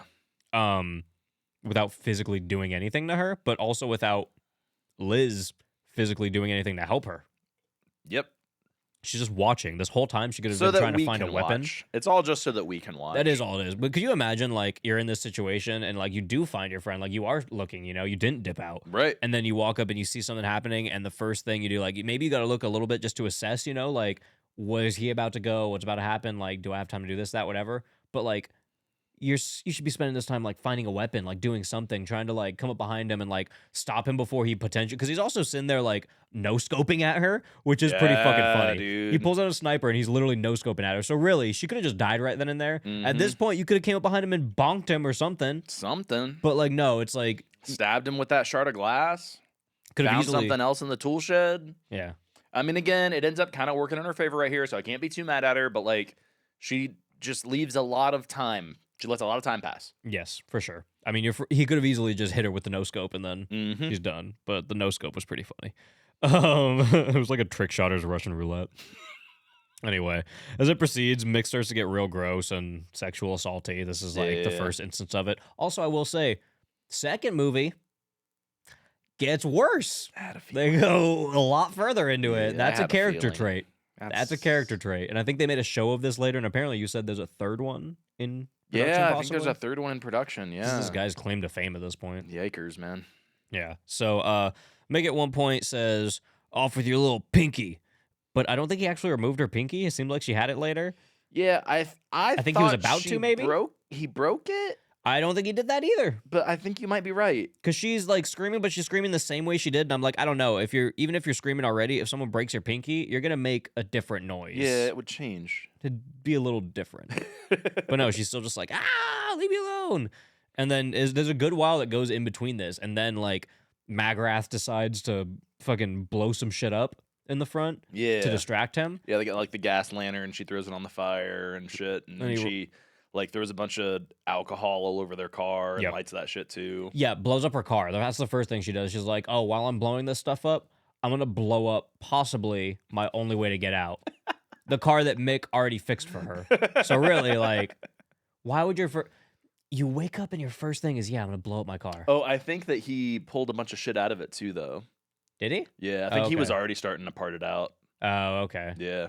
Because there's like some shit laying on the front, like in the grass, that she kind of walks past. Like kind of like laid out, almost like he started pulling parts out of the engine while they were sleeping or something. Dude, I'm sure those were just his tools. He probably just It could have just been his tools. You're right. I think he just left his tools there, honestly. Well, if he did remove stuff, then I'll move past her blowing up the car, but it just seemed real weird energy to me. But I'm under the impression that she just blew up her car because this isn't it's not the last time she's going to just It's send not the cars last to time hell. that she abandons a vehicle for no reason. Not abandons, destroys into pieces. Not the last time she is going to blow up her only means of escape. So, Mick gets distracted for maybe a minute or two, which gives Magrath a couple seconds to plan just terribly.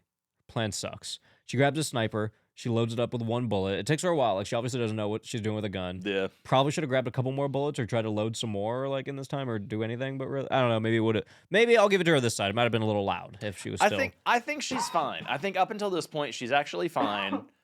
It's just she's definitely not confident enough with the firearm. She's very, very shaky. It's understandable. I mean, it's a high-stress situation. I get it. For sure. But right here, you can't miss. No. You're in a situation where you can't miss. No. Which means what ends up happening can't happen. You need to put that barrel directly on that person before you pull the trigger. That might be true. That's how I feel about it.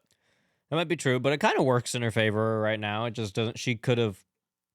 The whole movie could have ended right here. But Could have ended. She fucked up. I thought it did end. Yeah. So Mick comes back. He cuts Christy down from the pole that she's attached to because he's like fucking with her at this point. Magrath is hiding behind a toolbox or something.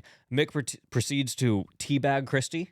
Yeah. Like quite literally. Like if you've ever played like a shooter back in the day, like back in like the 2010s, you teabag someone before. You just crouch on their, if you don't know what it is, you crouch on their forehead so your balls touch their head. He teabags her 6 or 7 times while he's just spouting a bunch of nonsense. Yeah. That was kind of funny. It'd be like funnier if he wasn't just like assaulting her a second ago, like full on. Like if it just started like this, it just teabags her. I'd be like, good burn. Like, but yeah, it's Mick weird. carries a weird energy, man. He is a weirdo. But then Magrath decides to hop out with a sniper rifle, and then she just shoots, and surprisingly, she hits him in the neck, and he falls forward. Yeah. Thought he was dead. Thought he was dead. Obviously, I'm like, there's enough time in the movie. There's no way that he's dead. No. But like, it's enough that you're Can like, you oh imagine shit. if that's where it just ended.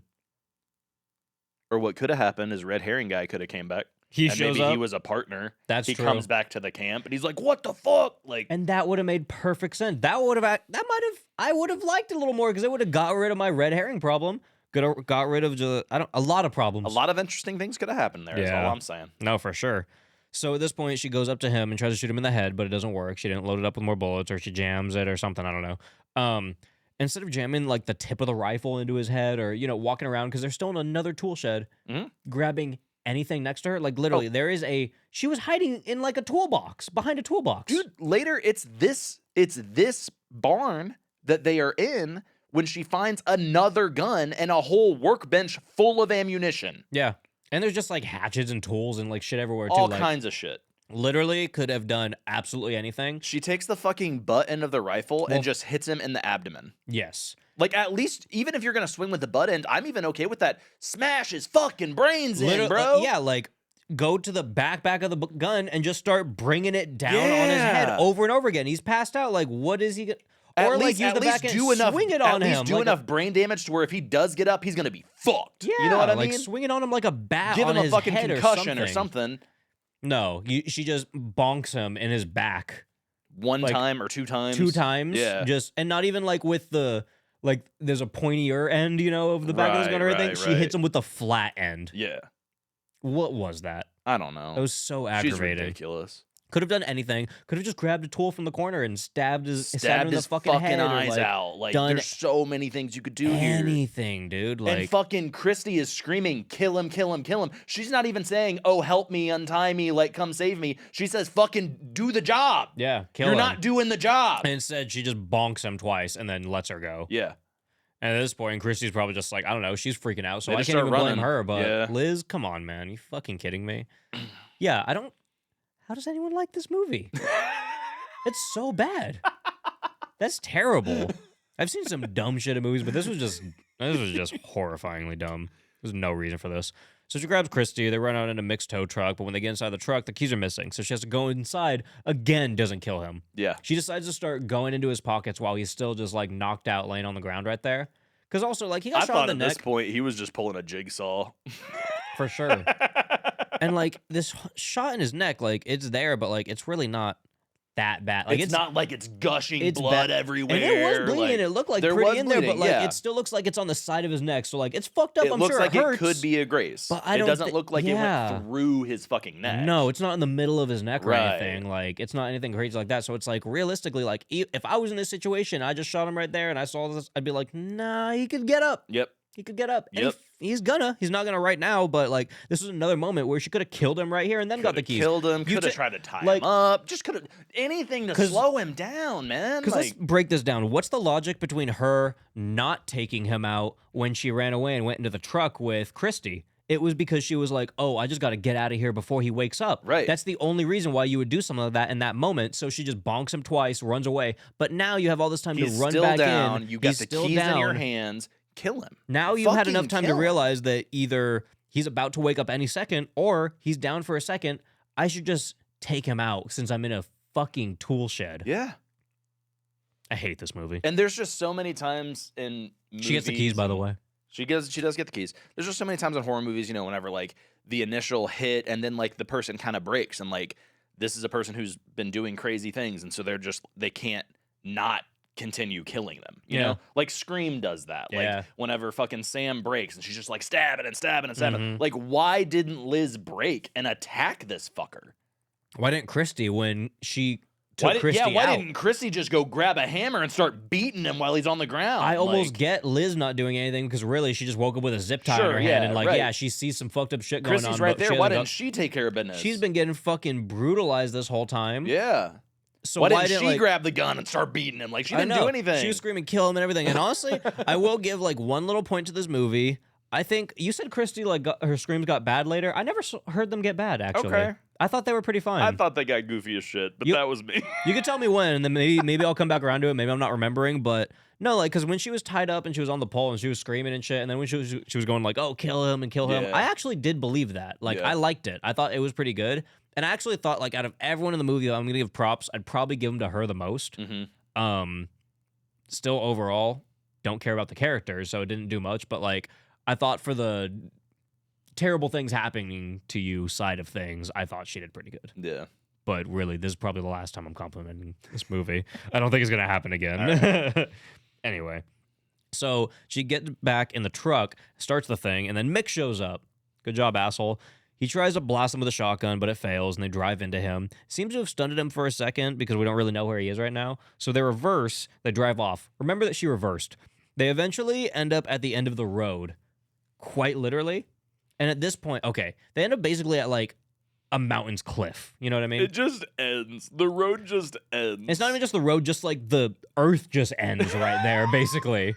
It's like they're not actually on Earth. They're on like a platform above Earth almost. And at this point, I thought it was like that all around. And I was like, because when Mick was telling a story, and this is what I was talking about earlier, how we talk about the landscape and what he's saying it is and blah, blah, blah. He was like, yeah, there's these people. And he was, okay. Oh, so you thought they were on like a plateau. Because he was like there was only one way on and off? Almost, because he was telling a story like, yeah, you know, these people's, their property is so big that they'll get lost in their own property and then die and this, that, blah, blah, blah. And he's kind of like going like, hey, that's my property. That's what you're on right now. That's what this is. So I thought he was kind of implying that that's happening. So when they get to the Great end, Plateau from Breath of the Wild. Yeah, dude. So when they get to the end over here, you're like, oh shit, they're fucked. So they're fucked. They can't get out, and it ends everywhere. What proceeds to happen next? They get out, and they're like, oh shit, we're at the end. What can we do? Don't think to reverse. But these are the same people that don't turn around. These are the same people that don't think that aliens could just be a car. So I guess not surprising, but they walk out and they're like, well, can't reverse. What are we going to do? Then they look around. Mick is driving at this point, like following after them. Right. So I think it's Liz, right? She looks around and then she goes, we don't want him to see the lights. We got to push the truck off the side of the mountain. No, she wants him to see the lights go off the side of the mountain. Oh, that's what it was? Yeah, she's like, he'll see the lights. Let's push off, and then he'll know it's down there. Okay, so when she... But you're right, they're so confusing in this movie. Because when she said... he'll see the lights, I thought she meant he's going to see the lights from the truck and know that we're here. She was like, he'll think we just drove off the edge. Like, they did not... Yeah, she's like, he'll think that we like didn't see it, right? And we just drove off. That's what the plan is. This is so crazy though, because now that you said that, I'm like, oh, okay, that makes a lot more sense. And that's not a terrible plan. Again, like Liz makes dumb decisions, but then I'll be like, okay, that's kind of smart. But then I'm like, but now what are you going to do? Yeah. Because she does that. She pushes the car off the edge. And then she's like, now we got to go back to camp and get another car. No, she goes, now we have to hide on the side of the mountain that he's standing on to look around at. What, not in a bush in the corner, not to the left, not try to run away, not do anything? Let's just stand exactly where the car is. He's looking down the mountain where the car is. He's literally looking directly at them. He's looking down at the fucking, over the cliff where the car is destroyed, and they're hanging off the side of the cliff right there. Inches away from his foot. I also thought right here he was just going to see him and be like, come here, and just grab him. And I thought that's what was going to happen. He doesn't notice them. The dumbest part of the movie. What are you fucking talking about? The light, I mean, like, this might just be a perspective thing, you know? Because maybe...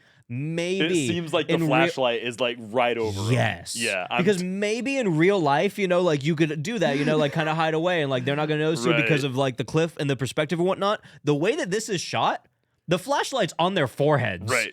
Like, when you're looking at this, Please, someone watch this movie, and if you think I'm lying, just watch it and tell me that it doesn't look like he's shining the flashlight on their faces. It also looks like he's looking directly at them. It looks like he's talking to them.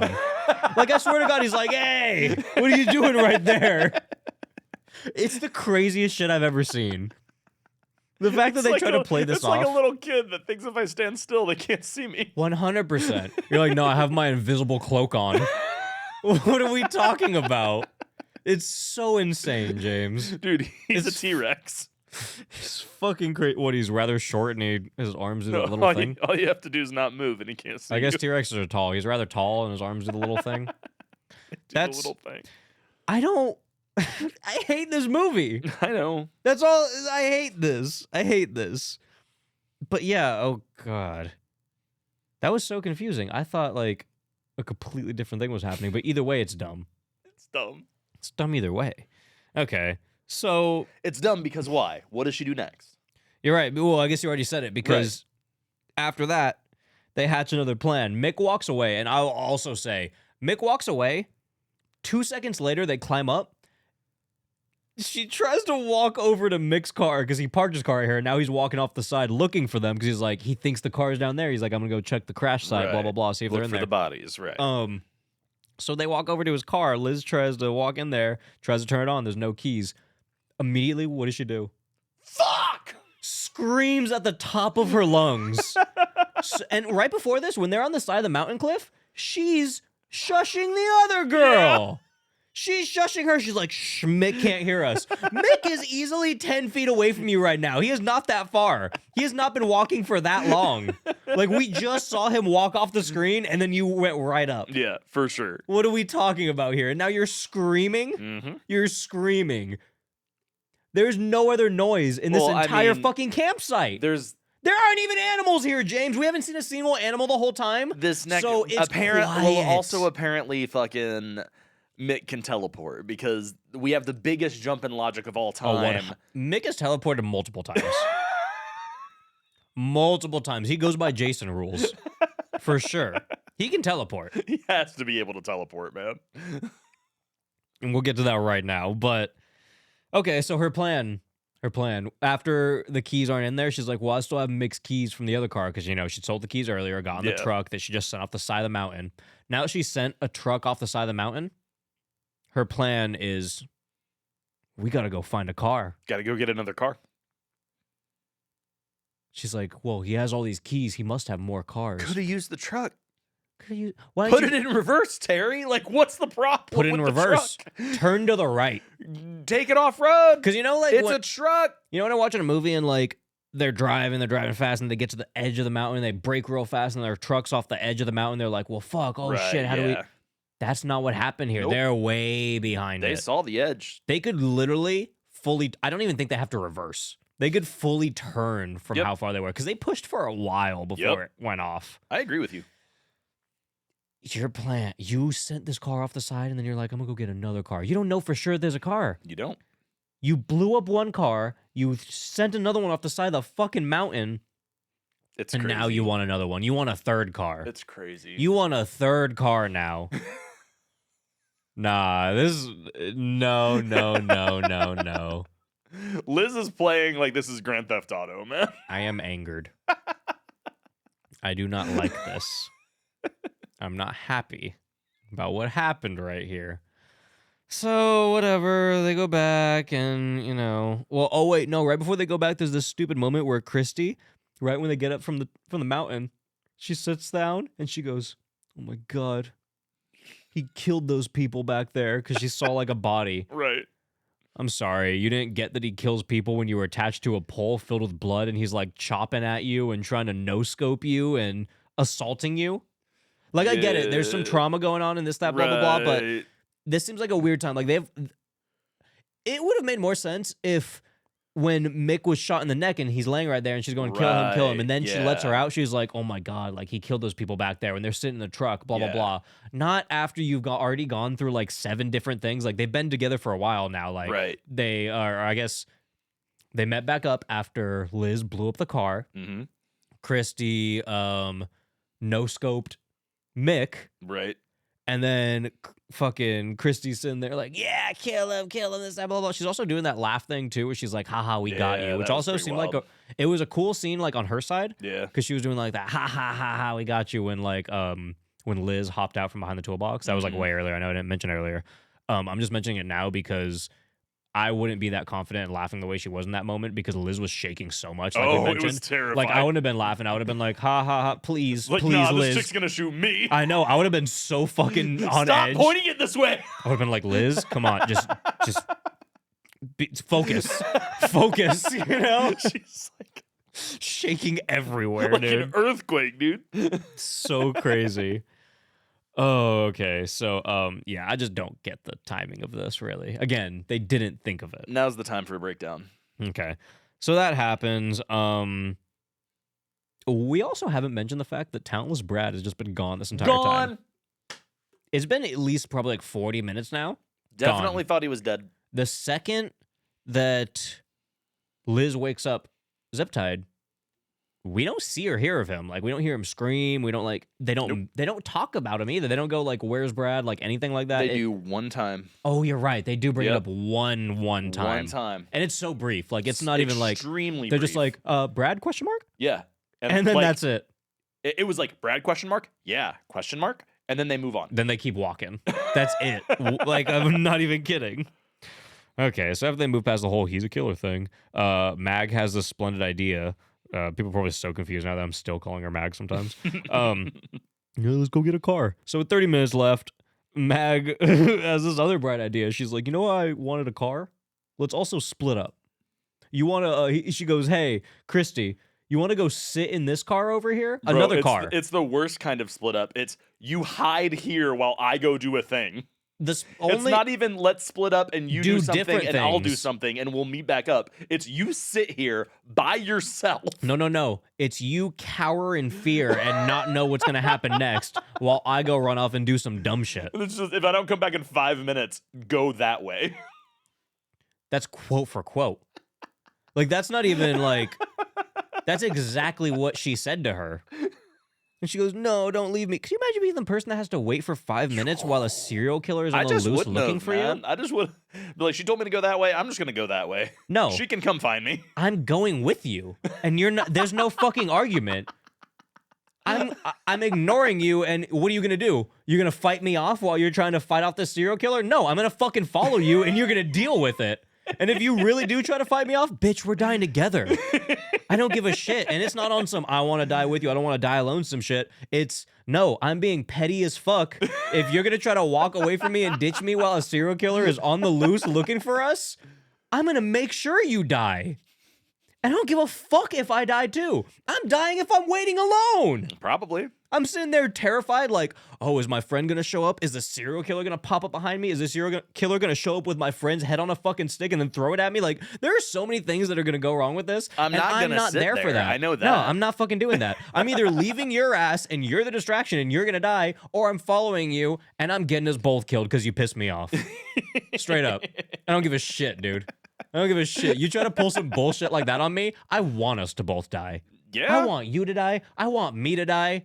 I want to die worse than you. I want you to watch me die terribly because I'm fucking pissed at this point. Another you thing some that bullshit. I thought was going to happen that didn't. Moving on. Also didn't happen.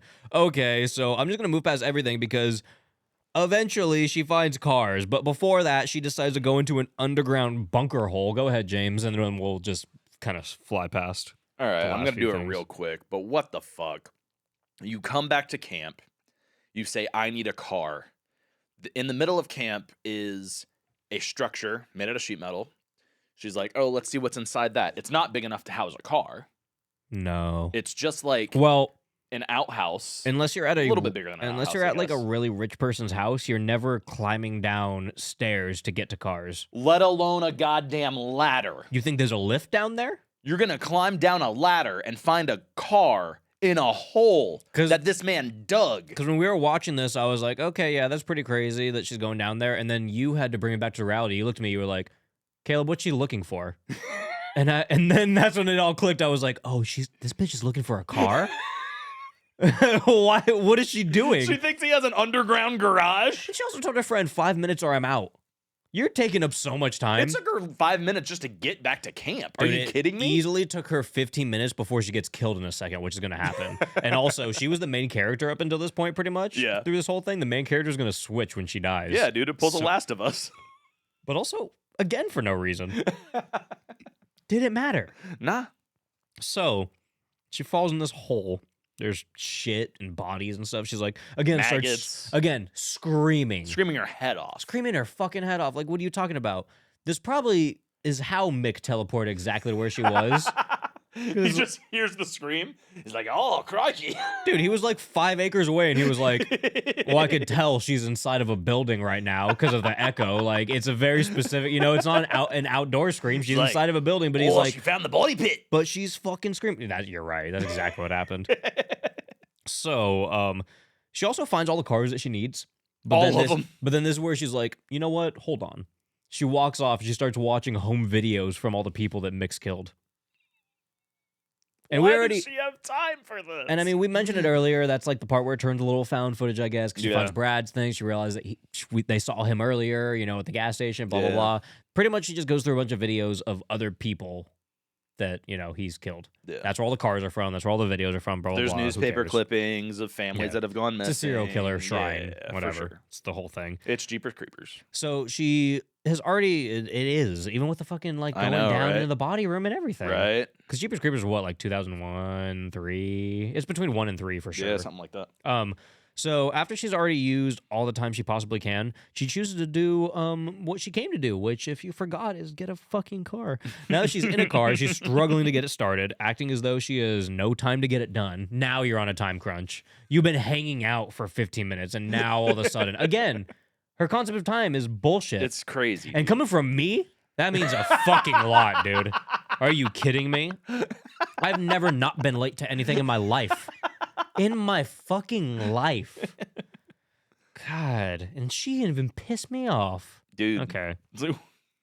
Get in your car. So she gets the car started, and it seems like she's about to fall asleep when she finally gets to start. She's like, oh, thank God. Like, she's doing this, like, I can relax now. Yeah, what are you talking about? You don't even have the car out. It's hard to really tell where this car is, but it's in a row of cars. I don't even know if there's a garage door that she I can don't get even know out how of. she's going to back I'm it out. I pretty think sure. there's other cars behind her. James, thank you, because I thought I was just going crazy, but I'm pretty sure she went into one of the cars that's blocked by, like, cars on her left, right, Left, and right, behind her. front, and back, I think. Or the walls in the front of the There's at buildings least, in the like, front. a row behind her and a wall in front Absolutely. of her. Go through the wall? I guess. I just don't get it.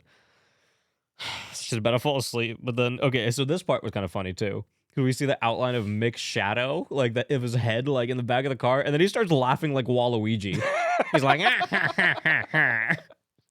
That's pretty accurate. And then he pops out. He sends the Bowie knife through the seat into her back, which finally something is happening. Yeah. Because also, like, if you guys are paying attention, how many kills have we talked about throughout this? The answer is 0. Yes. We're damn near at the end of the movie. Anyway, this is a horror movie. So now that they're fighting, because they're in, like, kind of a fight, Mick goes, that's not a knife. This is a knife. And this all goes back to, like, earlier in the movie where Brad looked at him and he made, like... makes the fucking... He made the Crocodile Dundee joke. reference. And then Mick doesn't like it. Like, he got kind of pissed. He was like, Right. you're an asshole, like, making fun of me. And, like, they kind of make that, like, almost like, this is the reason he killed all of them. Right. But now he's, like, bringing it back. He's like, just like your friend Brad said earlier. This is a knife. So it brings it all back. And then he brings You really his... had to make the joke twice, man. That seemed like a lot. That's all I'm Yeah. saying. So he brings the Bowie at Magrath, and he slices all her fines.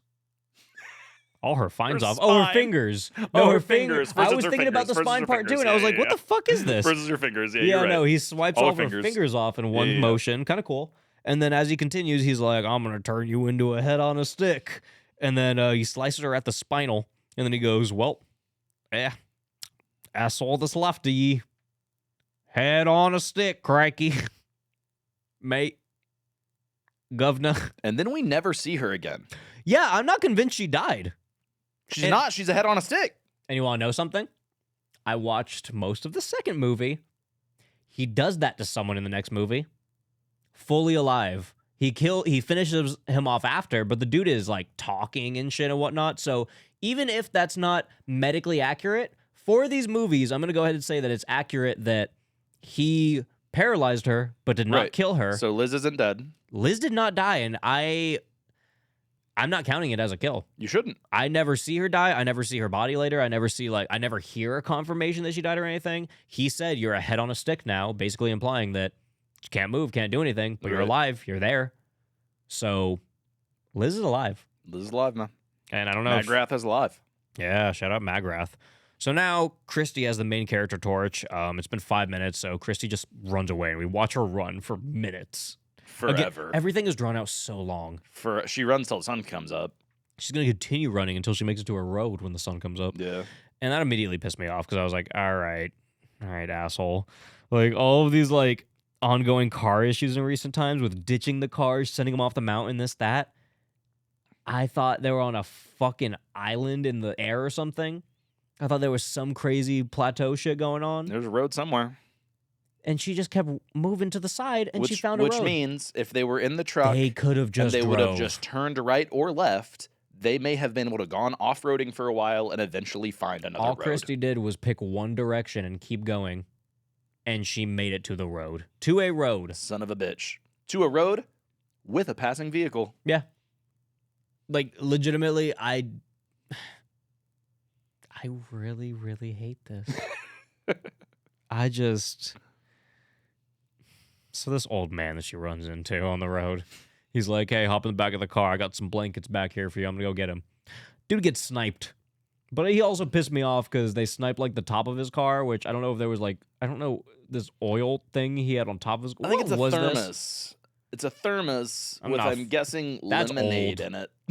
That's some old people shit, man. That's like some old people shit. That's like from the 20s, though. It Like, was, yeah. It's like an old factory worker, like, thermos in your lunchbox kind of beat. Welded to the top of your car? It was a welded. Don't lie to me. He set it up there. Don't you fucking lie to me. He got it out and he put it up there because he's gonna give her a drink. Don't you fucking lie to me, James. Well, they sniped the fucking thermos and it's leaking everywhere. It's leaking on both sides. So, like, and really the noise that you hear, the fact that it's leaking on both sides, there's no possibility that's anything but a bullet. Obviously a gunshot. Dude, I mean, you're gonna hear that shit. Like, come on. It's a sniper rifle. Going right next, like inches from your face. Are you kidding me? If you've never heard or seen a gun in your life, you're still gonna go, that's a gun. You're still gonna go, I should react. Yeah. Because he doesn't. And he just looks around. He goes, oh, this is silly. Then he gets blasted, brains everywhere. And then Christy also, like, I'm also talking shit on her because how do you not realize that someone just got blasted right behind you? She gets out of the fucking car. And she's just standing in place and just kind of like looking around. Then when she sees his like brains and shit everywhere, she just stands in one spot and looks at it. Like, if you're trying to survive, I'm going to say that if you know that there's a sniper, maybe move around a bit. It's ridiculous, dude. Really crazy. So I'm going to say he allowed himself to get shot. Christy left herself very open to get shot, but she eventually ends up getting the keys from the dead body. Unfortunate for her, Mick is following. He's like speeding over, and she eventually fucks him off to the side of the road because they're like driving at each other at this point. It doesn't end well for her though because Mick snipes her tire out. Of course. Which really, if he knew he had a sniper again, he's probably good enough to do that. Maybe swerve a little bit. You know. This causes this very interesting flip because her car goes to the side of the road and then it just like levitates in the air and does a 360 and then lands. I literally can't. Levitating, it's the best way to say it. I can't explain it, man. It's like some David Blaine shit. It is. It was like a Star Wars. You know, like you grab something and you force flip it. You know what I mean? That's the only way because it was stationary. It's like they had a grabber off screen that just grabbed the back of the car and like rotated it and twisted it to flip it over. Because like.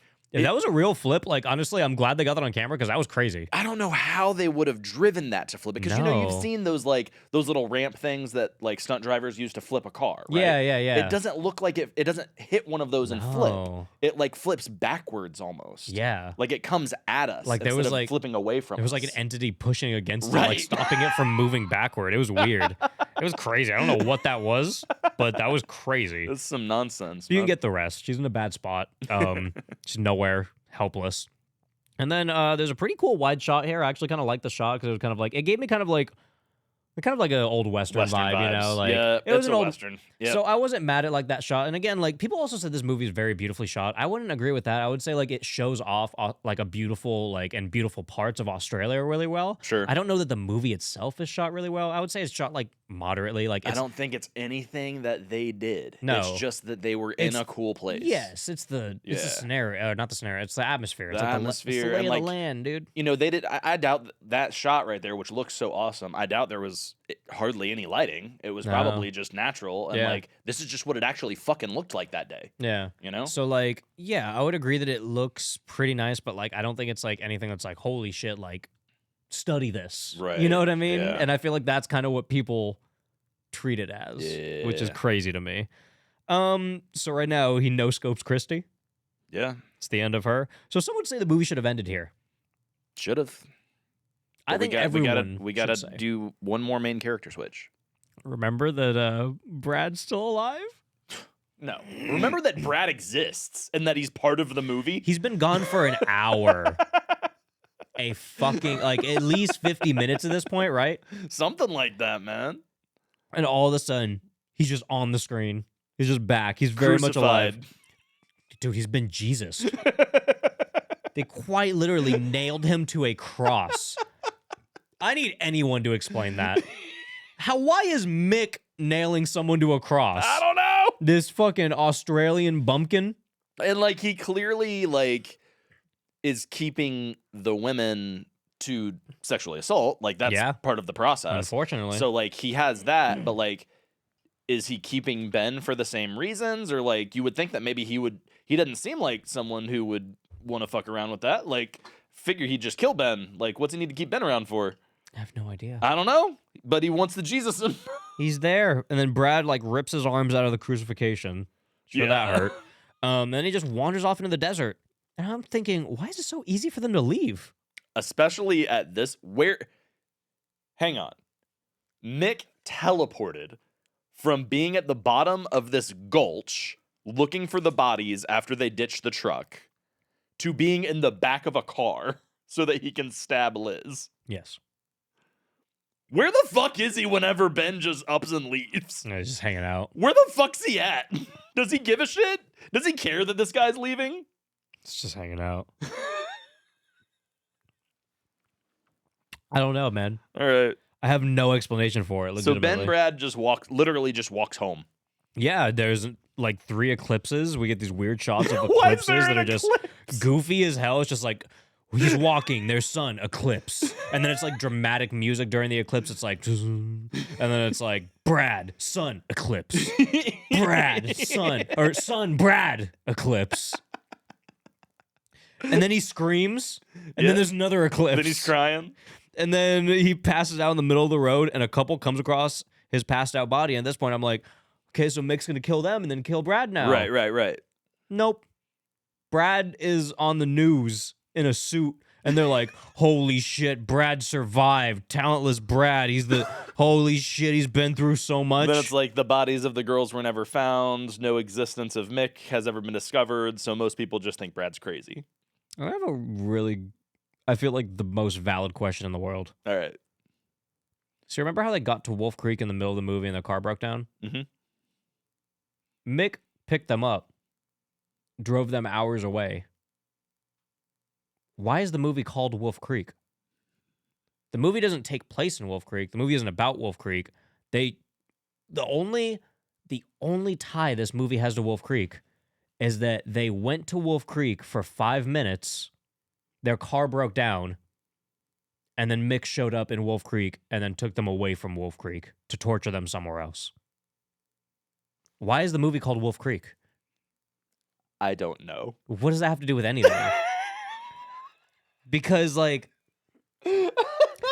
I didn't, like, think about that at first, but then when I, like, looked it up and I was like... think about that, dude. Because I looked it up and I That's found out that crazy. Wolfe Creek is a real place in Australia. It's the site of the meteor crash and all this. So I was like, okay, yeah. Why is it... They weren't there. The movie doesn't take place in Wolfe Creek. The movie, the only tie it has is that they were there for a couple minutes. And we don't even know why. No. I fucking hate this movie. I hate it so much, actually. After talking about it, I somehow hate it more. I feel like I hate it more too. I hate it so much more. It's really bad. This is probably one of the worst movies in existence, actually. So with that, I originally gave this a star. I would not recommend this, and I'm gonna give this a half a star. Yeah, I don't recommend it, and I give it 2 stars. Wow, But I'm half tempted to make it 1 star. that's generous. Would it help if I told you this movie has 2 kills? And it's a horror movie that's an hour and 50 minutes long. That's freaking crazy. And the name has nothing to do with the movie, whether in wolves or location. Yeah, why couldn't there at least been a wolf? Would it help if I told you that probably 50 minutes of the movie is walking with no dialogue? 45 to 50 is minutes. Lord of the movie. Rings. I don't like Lord of the Rings either. Yeah, I really definitely not a lich. I think you recommended this because you like this movie. I would say I'm sorry, but I'm not. You should be sorry. You should apologize to us. This was horrible. This is terrible. This is the worst thing I've ever experienced. I don't know, like I feel like Mick's funny. I feel like we brought Pick a Movie back so that I wouldn't be able to pick things like Evil Bong, and I feel like this was the second best thing. Just almost as bad as an Evil This is Bong. damn near as bad. This was terrible. So fuck, marry, kill. You got Mick, you got Tough Guy's mom, and you got me. Oh shit! I actually wrote this expecting that Tough Guy was going to be here for this episode, but I got a little messed up, so it doesn't work as well. But I'm not changing it now. So you got Mick, you got Tough Guy's mom, and you got me. Well, I guess. Because look, here's the thing. There's only like 4 characters in the movie. Like, who was I gonna? I guess maybe like that No other Talent Brad? that other shitty bar patron maybe or something. But yeah. no 9-foot guy. Talent Brad. Like, he sucks, but it's like I don't know. 9-foot guy. Yeah. You want to put him in there instead? No. Tough Guy's mom and me. Okay. Well, I'm gonna marry Tough Guy's mom. Okay. She's really nice. Dude, you're gonna bang Tough Guy's mom? No, dude? we're just gonna be married, and then I'm gonna Wait a fuck you, and then I'm gonna kill Mick. Obviously. I would also kill Mick. Yeah. That's fair. I read this or actually, usually how I did a little different this time. Usually I'll read like 1 or 2 Letterboxd reviews. Mhm. And like, read like their name and like the rating and whatnot, blah blah blah. Right. So I'm not doing that. I kind of just went through reviews because there were a bunch of them that were like fairly similar. So I went through all of them, and I really like the reviews that call this movie a bore, a great movie to fall asleep to, and ask valid questions like, "What is the point?" Yeah. Those were all of my That's all pretty favorites. solid. Those were my favorite reviews this time That's around. pretty solid. I thought they were all very valid. Roger Ebert gave it a thumbs down. Didn't see a star rating on it. But there weren't really any lines that stood out to me in his review in this one. He was basically just like, yeah, I don't like it. And I think some of his reasons were kind of whack, because he's like the standard Really? Roger Ebert thing where he's like, I heard that he hated this movie and like his review was crazy, but I didn't read it because I thought that you were gonna give me a rundown. I didn't think it was that interesting. Like, he didn't say Really? anything that was That's a bummer. super crazy to me. I was amped for some Roger Ebert quotes. Trust me, I was too, because like usually there's like 1 or 2 lines at least in a like that really stick out to me in an Ebert review. Because his writing is crazy. Yeah, but no, this time I feel like it was pretty lackluster. Like, it's not like he Man. didn't say like anything of value, but just not anything of value enough, I guess, I got that you, I applies, got you know you. what I mean? But no, the only thing that like he said that like really stood out to me was like a few times he was just like, "Oh, well, this was really gory in this part," and I almost walked out of the theater and I was like, "All right, well, now you're just being a pussy." Like, yeah, it's not I that think- gory. that review was just like kind of just whack. I was like, it Yeah. wasn't that He says crazy. that about a lot of stuff though. Okay, so I need you to pad for a second Yep. and keep going because Pepper is trying to get up off his bed and he's pissed and I need He's to put a grumpy, diaper on him. man. He's just a little bit grumpy. Well, we're at the end of the show, and if you made it this far, we want to thank you for listening. We would not be here without people like you who listen to the show. If you enjoy the show, absolute best way to help us is by telling a friend about the show. If you tell a friend, this is word of mouth. You can share posts on social media, print out some flyers, tape them to walls around your city. Like put stickers on the toilet. Like just spread the good word, spread the gospel of the soup. You know what I mean? I like that you were like read my thing like damn near verbatim. It was just like it was awesome. I'm here, man. I got it. Go ahead. He did that shit, man. Dude. I'm Ron Burgundy, man. You give me a screen, I got this shit. Yeah, dude, tell a friend, put a jump scare day with the community. Anything helps. If you'd like to go a step further, rate the podcast wherever you listen or watch, and if you decide to write out a review, we will read it right here on the show. I forgot to write one down today. I'm not gonna look. So we're lying sacks of shit. We're fucking liars. We'll do it later. But before we go, we're gonna take a moment to discuss Horror Soup's bonus content in the month of April. We now release a ton of bonus content on a schedule every month, beginning with the first Monday of the month. We watch trailers of every movie discussed on the show, and we post a video of us watching said trailer on the Friday before the movies or the episode's release date. Oh shit! Can you keep going for a second? Yeah. What else do we do? On the first Friday of the month, we release themed horror movie polls where our patrons get to vote between 4 movies. They'll hear us discuss April's theme, 70s movies, right? And then we got Man May coming up. What won 70s? That was Carrie, right? Yeah, Carrie won, so that's literally going to be our very next episode at the end of this month, currently in April. Yeah, Man May's coming up next month. That voting thing, I think it's going to end. I think it actually. Wait, I think it just ended. Now? I think it. Yeah, it probably just ended like now. Actually. Yeah. I'm pretty sure the Wicker Man won. Wicker Man 2006. It was very much in the lead. I don't see how anything else could have won. Yep, the Wicker Man from 2006. Wow, it won with 62%. The next one was the Hollow Man with 21%, Elephant Man with 13%, and the Wicker Man from 1973 with 5%. That's crazy. Bitch. People just really probably want us to talk about Nicolas Cage, honestly. Yeah. So yeah, we're also trying to post every episode 1 to 2 days before the episode's wide release date. We're trying to get them all released on Saturdays. This one isn't. This one was a little late, so again, fucked up a little bit. We don't have the review. We don't have that, but we're trying to get on like a very consistent schedule with the Patreon and all that stuff. Really, the only thing we have to work on right now is these getting released a little earlier. Oh yeah. But yeah, on the first Monday of the month, we're releasing themed horror movie polls where our patrons get to vote between 4 movies that they want to hear us discuss on the show. The first Tuesday of the month is reserved for a full-length bonus movie episode. This month was Winnie the Pooh, Blood and Honey, as we mentioned earlier. This episode is actually featuring Bree, aka the ex-host of Horror Soup. Her husband Miggs, Kim Shady was on this, aka the leading Amityville expert, and Nia, aka the OG Lima Bean baby. Fucking party, dude. Yeah, that was a good episode, man. The second Tuesday of the month will find us watching Tales from the Crypt episodes. The third Tuesday is Twilight Zone Day, and the fourth Tuesday of the month we will release full movie commentaries. And finally, the Pick a Movie tier. It's back. So thanks again to Lich for picking this horrifying movie. All of this and more on patreon.com/horrorsoup. All bonus episodes are available for only $5 a month. Oh, and the live show. I guess I should mention that again. Yeah. So the live show again, April 19th, 8 p.m. Eastern Standard Time, and Winnie the Pooh, Blood and Honey. Winnie the Pooh on a Wednesday. So honestly, if you just want to watch Winnie the Pooh, this might just be a way for you to go check it out. You can find us on social media on Instagram at Horror Soup, Twitter at Horror Soup Sucks, TikTok is at Ban Me Again Then, that's mine. James is at Night Shift Video, Tough Guy is at Tough Guy Horror Soup.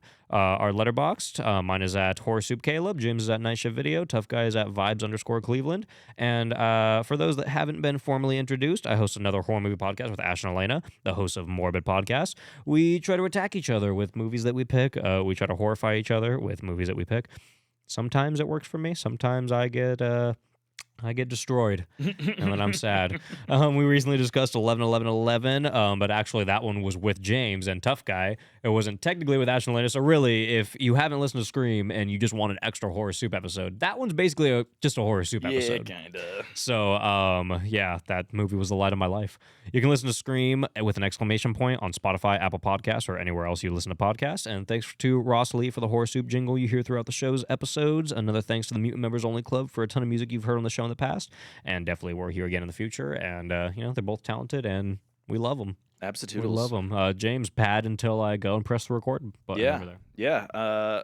Thank you to all of the listeners. And also check out Goofy Boy Wallace on Spotify and Apple Music. It's me and Tough Guy. We make stuff. Bye.